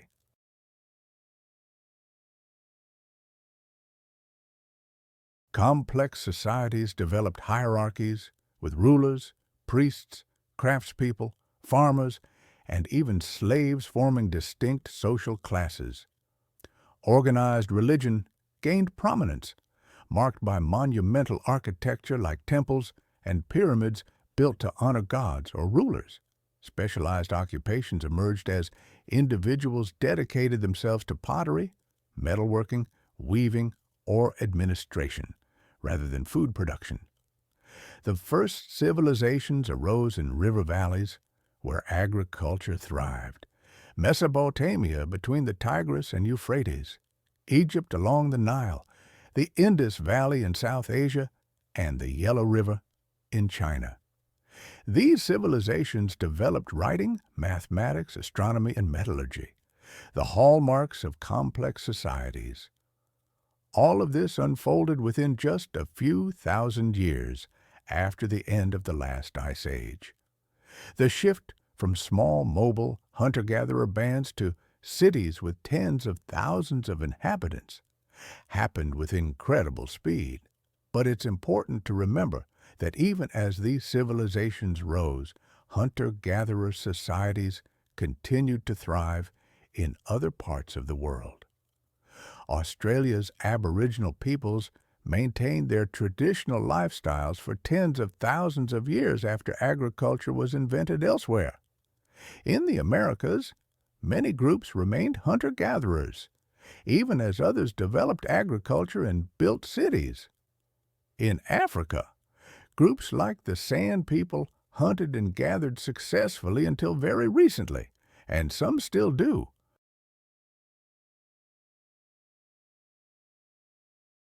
Agriculture wasn't inevitable or universally adopted. It was simply one strategy among many, one that proved highly successful at supporting large populations and complex societies, but not the only viable path. The ecological consequences of this transition were profound. It wasn't just about the extinction of megafauna. Forests expanded dramatically, reshaping countless ecosystems. Species adapted to open grasslands had to adapt, move, or face extinction. Cold-adapted species retreated northward or to higher elevations, while warm-adapted species expanded their ranges. The distribution of species across the planet shifted massively within just a few thousand years. And humans were increasingly shaping these ecosystems, often in ways we didn't fully understand until recently. Indigenous peoples around the world used fire as a landscape management tool, burning regularly to maintain open areas that attracted game animals or promoted the growth of useful plants. This burning had huge effects on vegetation patterns.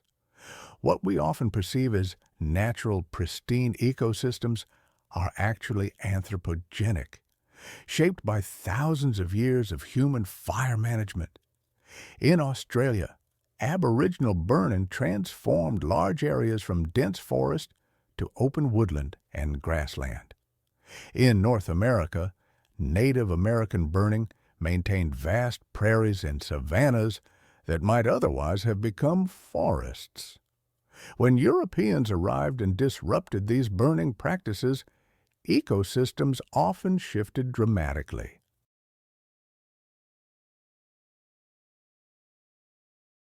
Forests grew where they hadn't been for millennia. Fire-adapted species declined, and fire-sensitive species increased. The wilderness Europeans encountered wasn't untouched nature. It was often the result of thousands of years of active human management. The extinction of megafauna also had cascading ecological effects that we are still trying to fully grasp. Mega-herbivores like mammoths weren't just eating plants, they were ecosystem engineers. They knocked down trees, maintained open areas, distributed nutrients through their dung, and created trails and wallows. When they disappeared, these functions vanished as well. Some scientists believe that forests expanded after the Ice Age, partly because there were no longer giant herbivores suppressing tree growth. There's even a hypothesis that megafauna extinction contributed to climate change.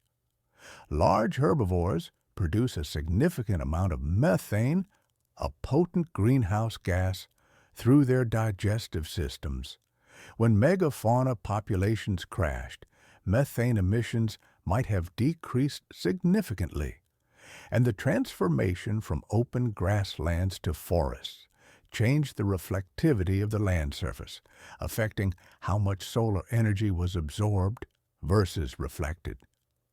The loss of the megafauna, I've learned, affected human societies profoundly. For thousands of years, we had hunted and depended on these massive animals. Their extinction wasn't merely a loss of food.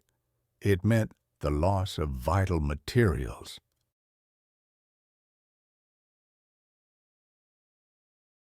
Mammoth ivory, for example, was essential for tools, art, and even construction.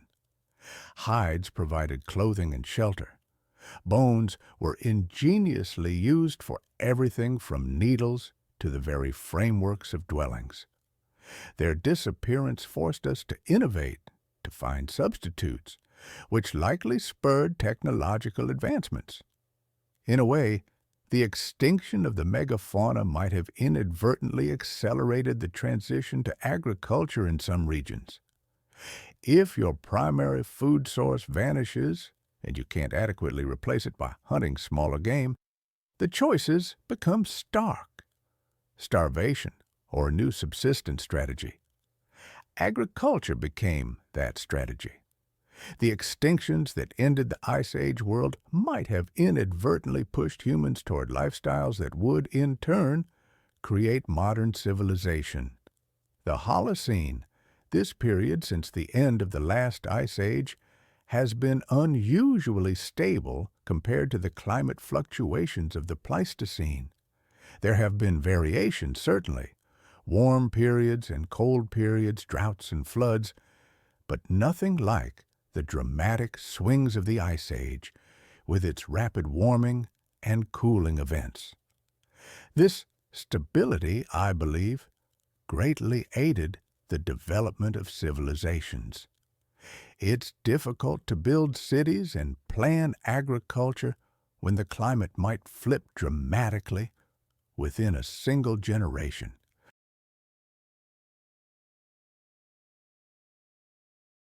But Holocene stability allowed humans to make long-term plans and investments, building irrigation systems and monumental architecture that took decades or even centuries to complete.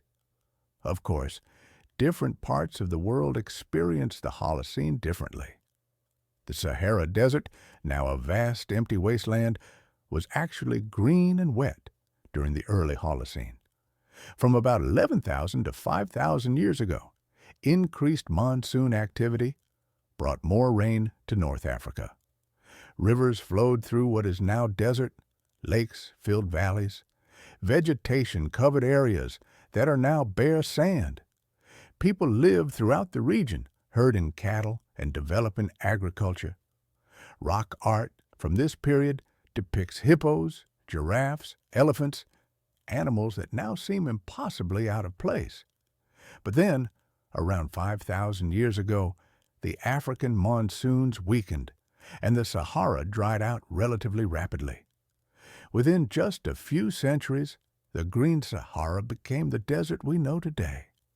This desertification forced populations to migrate, many moving to the Nile Valley, where water remained available. Some historians even think this migration and concentration along the Nile contributed to the development of ancient Egyptian civilization. Climate change driving human migration, driving civilization development. It's all interconnected. Similar stories played out elsewhere. The Middle East was relatively wet in the early Holocene, supporting agriculture and early civilizations.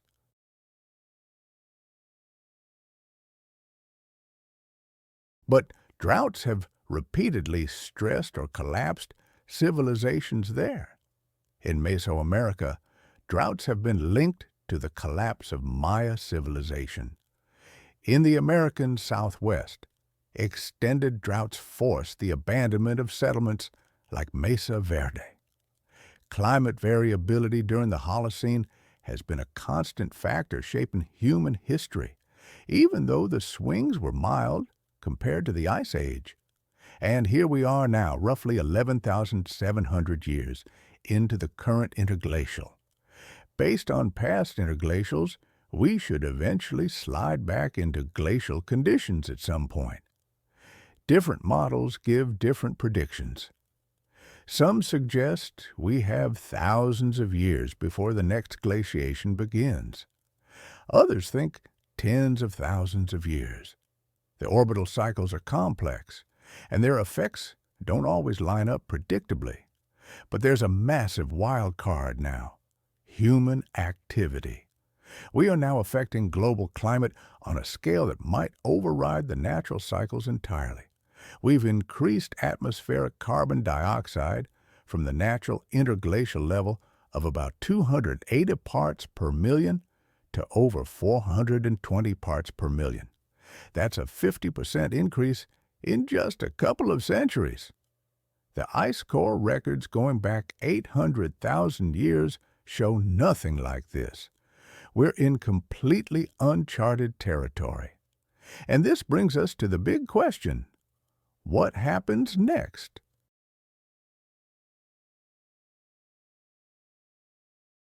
We've spent this time talking about how the 100,000-year cycle has controlled Earth's climate for millions of years, creating ice ages and shaping the evolution of life, including humans.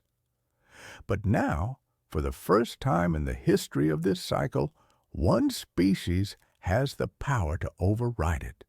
And that species is us. Some scientists think we've already delayed or canceled the next glaciation.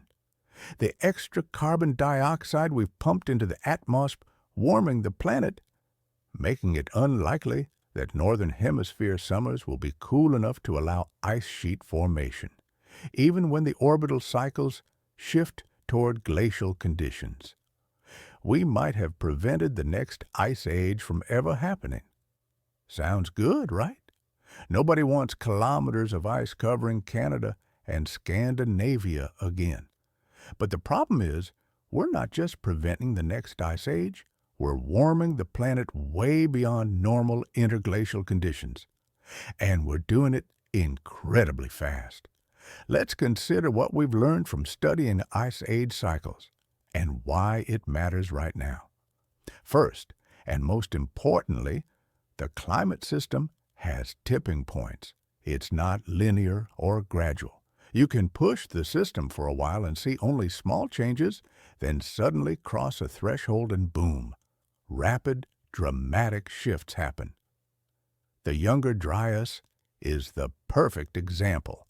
Gradual warming, then catastrophic freshwater flooding, then abrupt climate reversal within decades. The system flipped states faster than human lifetimes.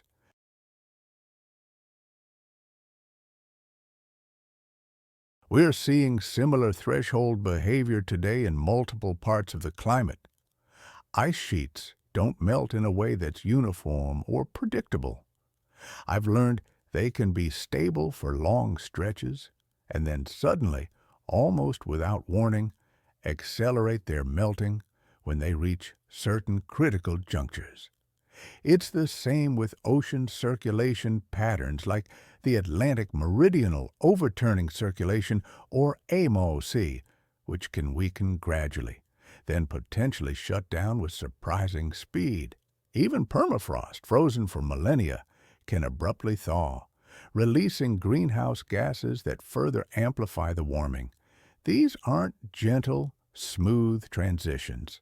They're systems where even a small additional push can trigger huge responses, and we're essentially nudging multiple systems toward their tipping points all at once. Arctic sea ice is declining dramatically. Since satellite measurements began in the 1970s, the minimum extent in summer has dropped by about 40%. Some models even suggest we could see ice-free Arctic summers within just a few decades. And it's all tied together by those feedback loops. Ice reflects sunlight, ocean water absorbs it. Less ice means more heat absorption, which means more warming, which means more ice loss. It's self-reinforcing, a vicious cycle. The Greenland ice sheet is losing mass at an accelerating rate, around 250 billion tons per year, according to recent measurements.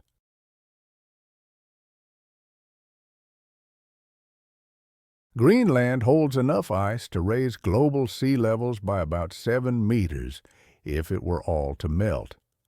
No one expects it all to melt anytime soon, of course, but even losing a fraction of it over the coming centuries would have a massive impact on coastlines worldwide. And once major melting begins, Feedback effects make it incredibly difficult to stop. Exposed, darker rock absorbs more heat. Meltwater lubricates the base of the ice, allowing it to flow faster. Warm ocean water creeps underneath, melting it from below. All of these are positive feedbacks, amplifying the initial change. The West Antarctic ice sheet is particularly concerning because much of it rests on bedrock below sea level. Already, warm ocean water is getting underneath, causing it to melt. Some scientists believe that major portions of it might be destined to collapse over the coming centuries, even if we were to stop warming today. If that were to happen, we'd be looking at 3 to 5 meters of sea level rise. That would completely reshape coastlines globally and displace hundreds of millions of people. The carbon cycle is being disrupted in ways that mirror the Ice Age cycles, but reversed and at a much faster pace. During glacial periods, carbon dioxide levels dropped to around 180 to 200 parts per million. During interglacial periods, they rose to about 280 to 300 parts per million.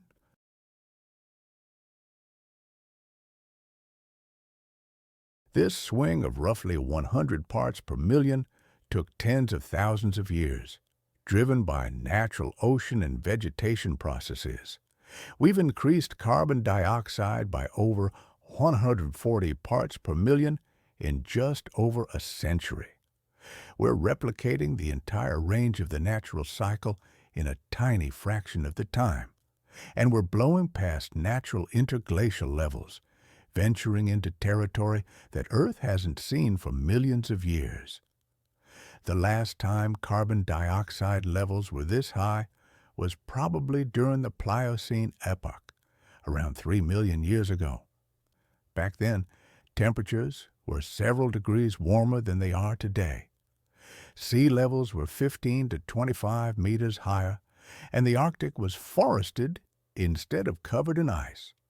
That's the trajectory we're on if we don't change course. The rate of change is just as important as the magnitude. Ecosystems can adapt to gradual changes over thousands of years. Species migrate. Evolution selects for new traits. Ecological communities reassemble. But when change happens in decades or centuries, there's simply no time for gradual adaptation. Species either move quickly enough or they face extinction. We're already seeing shifts in the ranges of thousands of species. Plants flowering earlier, animals moving toward the poles or up mountains, ocean species shifting to cooler waters.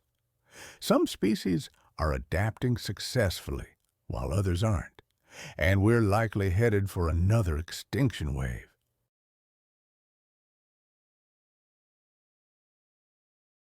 Perhaps not as dramatic as the megafauna extinctions of the past, but significant nonetheless. Current extinction rates are already elevated above background levels, and climate change is adding another major stressor on top of habitat loss and pollution. Here's something that I know keeps scientists up at night. During Ice Age cycles, carbon dioxide changes were a feedback, not a forcing. Orbital variations changed sunlight distribution, which affected temperature. Temperature changes then affected ocean chemistry and vegetation, which in turn changed atmospheric carbon dioxide. Carbon dioxide then amplified the temperature changes. It was a feedback loop within the system, responding to external astronomical forcing. But what we're doing is fundamentally different. We're directly forcing carbon dioxide changes by burning fossil fuels. This is direct forcing, not feedback. And all those natural feedbacks that amplify carbon dioxide changes during Ice Age cycles are still operating today. They're amplifying the changes we're causing. We're pushing on a system with built-in amplifiers, and we don't fully understand all of them or where the thresholds lie. Permafrost is a huge wild card. There are around 1,500 billion tons of organic carbon stored in frozen Arctic soils. That's roughly twice as much carbon as is currently in the atmosphere. As the Arctic warms, permafrost thaws, and microbes start decomposing that organic matter, releasing carbon dioxide and methane.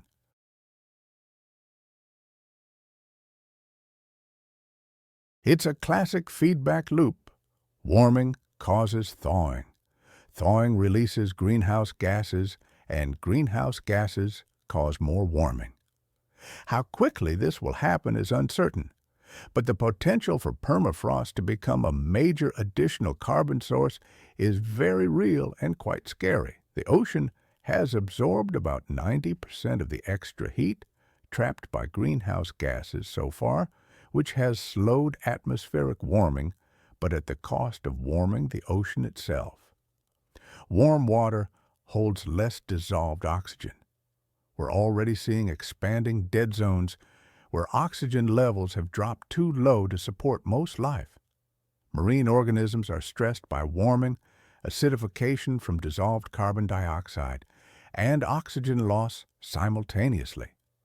Coral reefs are being devastated by repeated bleaching events.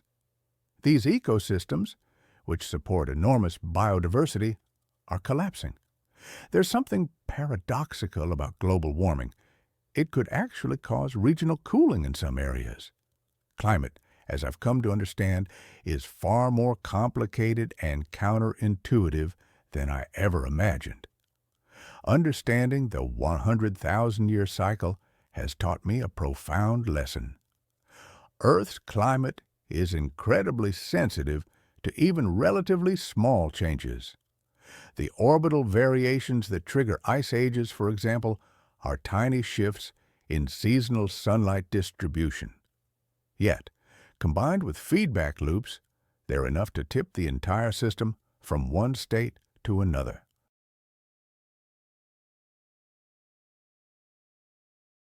And now, we're applying forcing that is much larger and faster than these orbital variations. The response, undoubtedly, will be substantial. The only question is how substantial, and on what time scale. Climate, I've learned, has momentum. Ice sheets take thousands of years to grow, but they can collapse much faster. Once major melting begins, stopping it becomes incredibly difficult. Changes in ocean circulation can be equally hard to reverse. Some of the changes we're causing are essentially irreversible on human timescales. Even if we were to stop all emissions tomorrow, temperatures would remain elevated for centuries as the ocean and atmosphere slowly reach equilibrium. Sea level would continue to rise for centuries or even millennia as ice sheets continue to respond to the warming that's already in the pipeline. It's unsettling to consider. We've likely already committed to significant changes, even with the most aggressive emission reductions. Some warming, some sea level rise, some ecosystem disruption is already baked in. The real question is how much more we add to that. Every bit of additional warming makes the situation worse. Every tenth of a degree matters when dealing with systems that have tipping points. The paleoclimate record has shown me that rapid climate change is incredibly hard on societies. Climate changes at the end of the Ice Age, for instance, contributed to the extinction of megafauna and forced major shifts in human subsistence.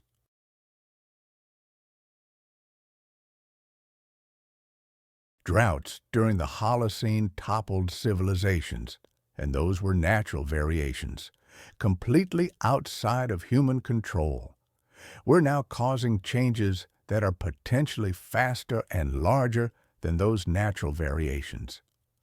With over 8 billion people to feed and house, many in areas vulnerable to climate change, The implications are staggering.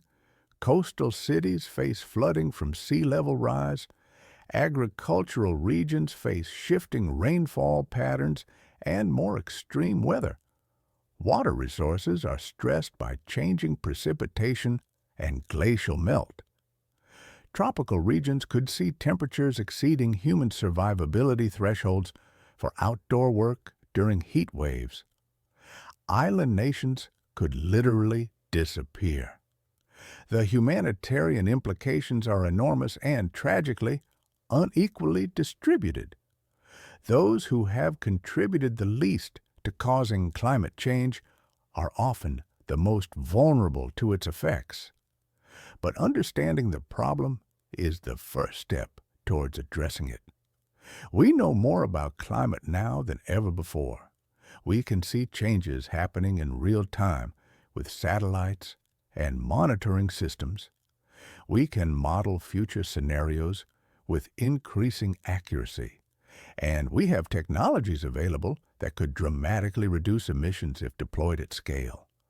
Solar and wind power are now cost competitive with fossil fuels in many places.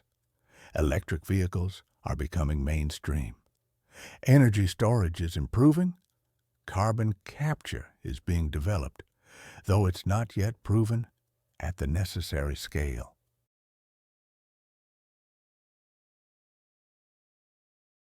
The challenge isn't really technological anymore, it's political, economic, and social. Getting 8 billion people to coordinate on emission reductions, equitably distributing costs and benefits, and navigating competing interests, that's the hard part. Climate change is the ultimate tragedy of the commons. Individual actors benefit from burning fossil fuels, but everyone suffers the consequences. Solving it requires collective action on a scale humanity has never achieved. I know some people feel despair. The problem can seem too big, the changes too slow, the obstacles too numerous.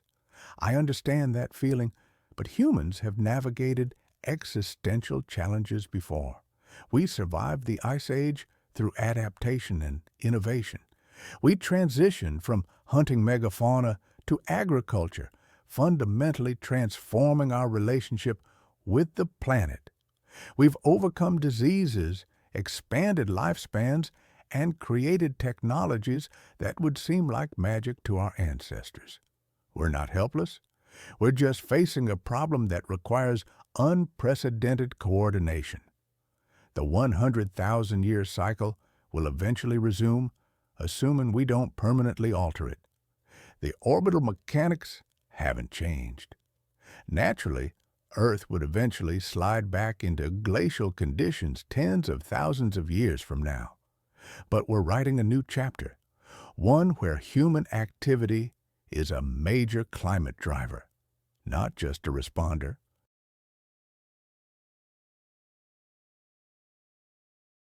We're affecting the planet on a scale comparable to the astronomical forces that controlled climate for millions of years.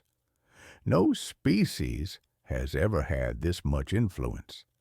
It's both awe-inspiring and terrifying. I often think about future geologists studying sediments millions of years from now. They will see a clear marker, isotope ratios reflecting massive carbon combustion, extinction signatures, novel materials like plastics and concrete in the sediment. They'll recognize that something unprecedented happened during this brief moment in Earth's history. Whether they'll also see evidence that we successfully navigated the crisis, that's still an open question. The answer depends on what we do in the coming decades. The cycle reminds us that climate is dynamic, sensitive to forcing, and full of feedbacks and tipping points. It's not a stable, unchanging background. It's an active system responding to inputs. For millions of years, those inputs were natural. Now, we're adding a new input, and the system is responding. We're living through a moment unlike any other in Earth's 4.5 billion years. It's a strange thing to realize that we, as one species, simultaneously understand the global climate system and are actively altering it. We hold a knowledge and power no organism has ever possessed.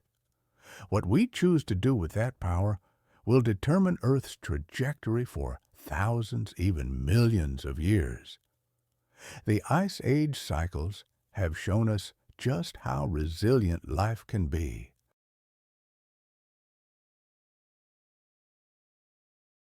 Earth has weathered dramatic climate shifts, and life has always found a way to survive, adapt, and even thrive. Life endured the asteroid that wiped out the dinosaurs.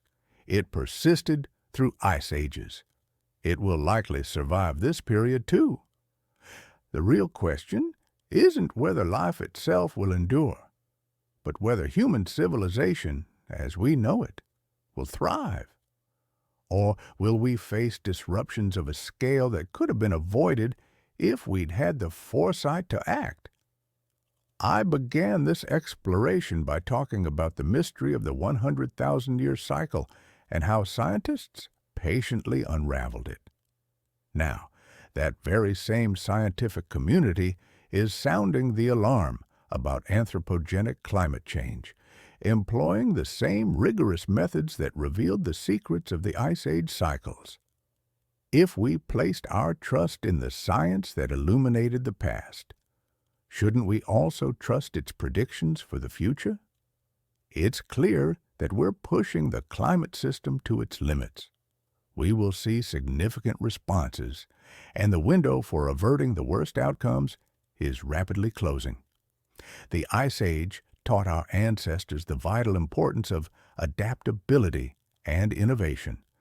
That spirit is woven into our very DNA.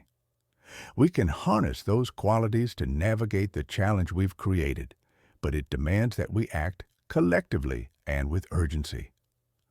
The climate system operates with both momentum and time lags. The actions we take today won't fully manifest for decades.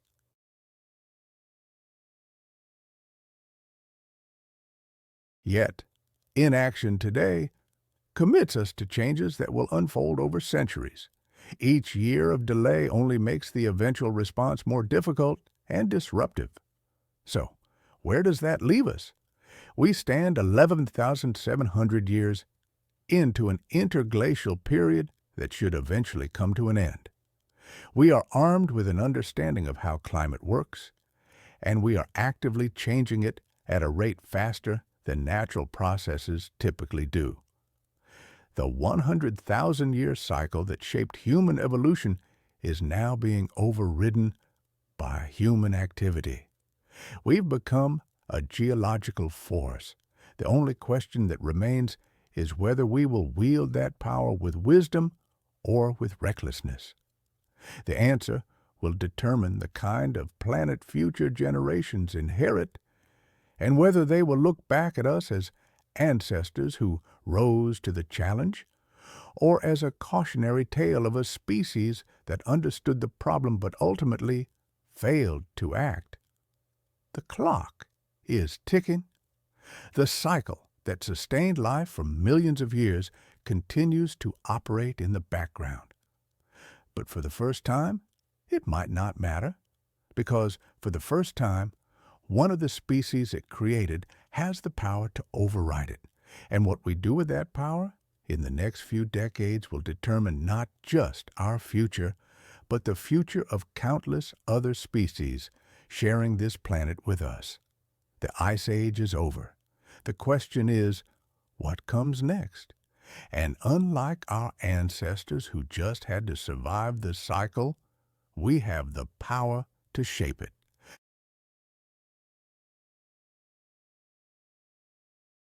That's both an incredible responsibility and an incredible opportunity.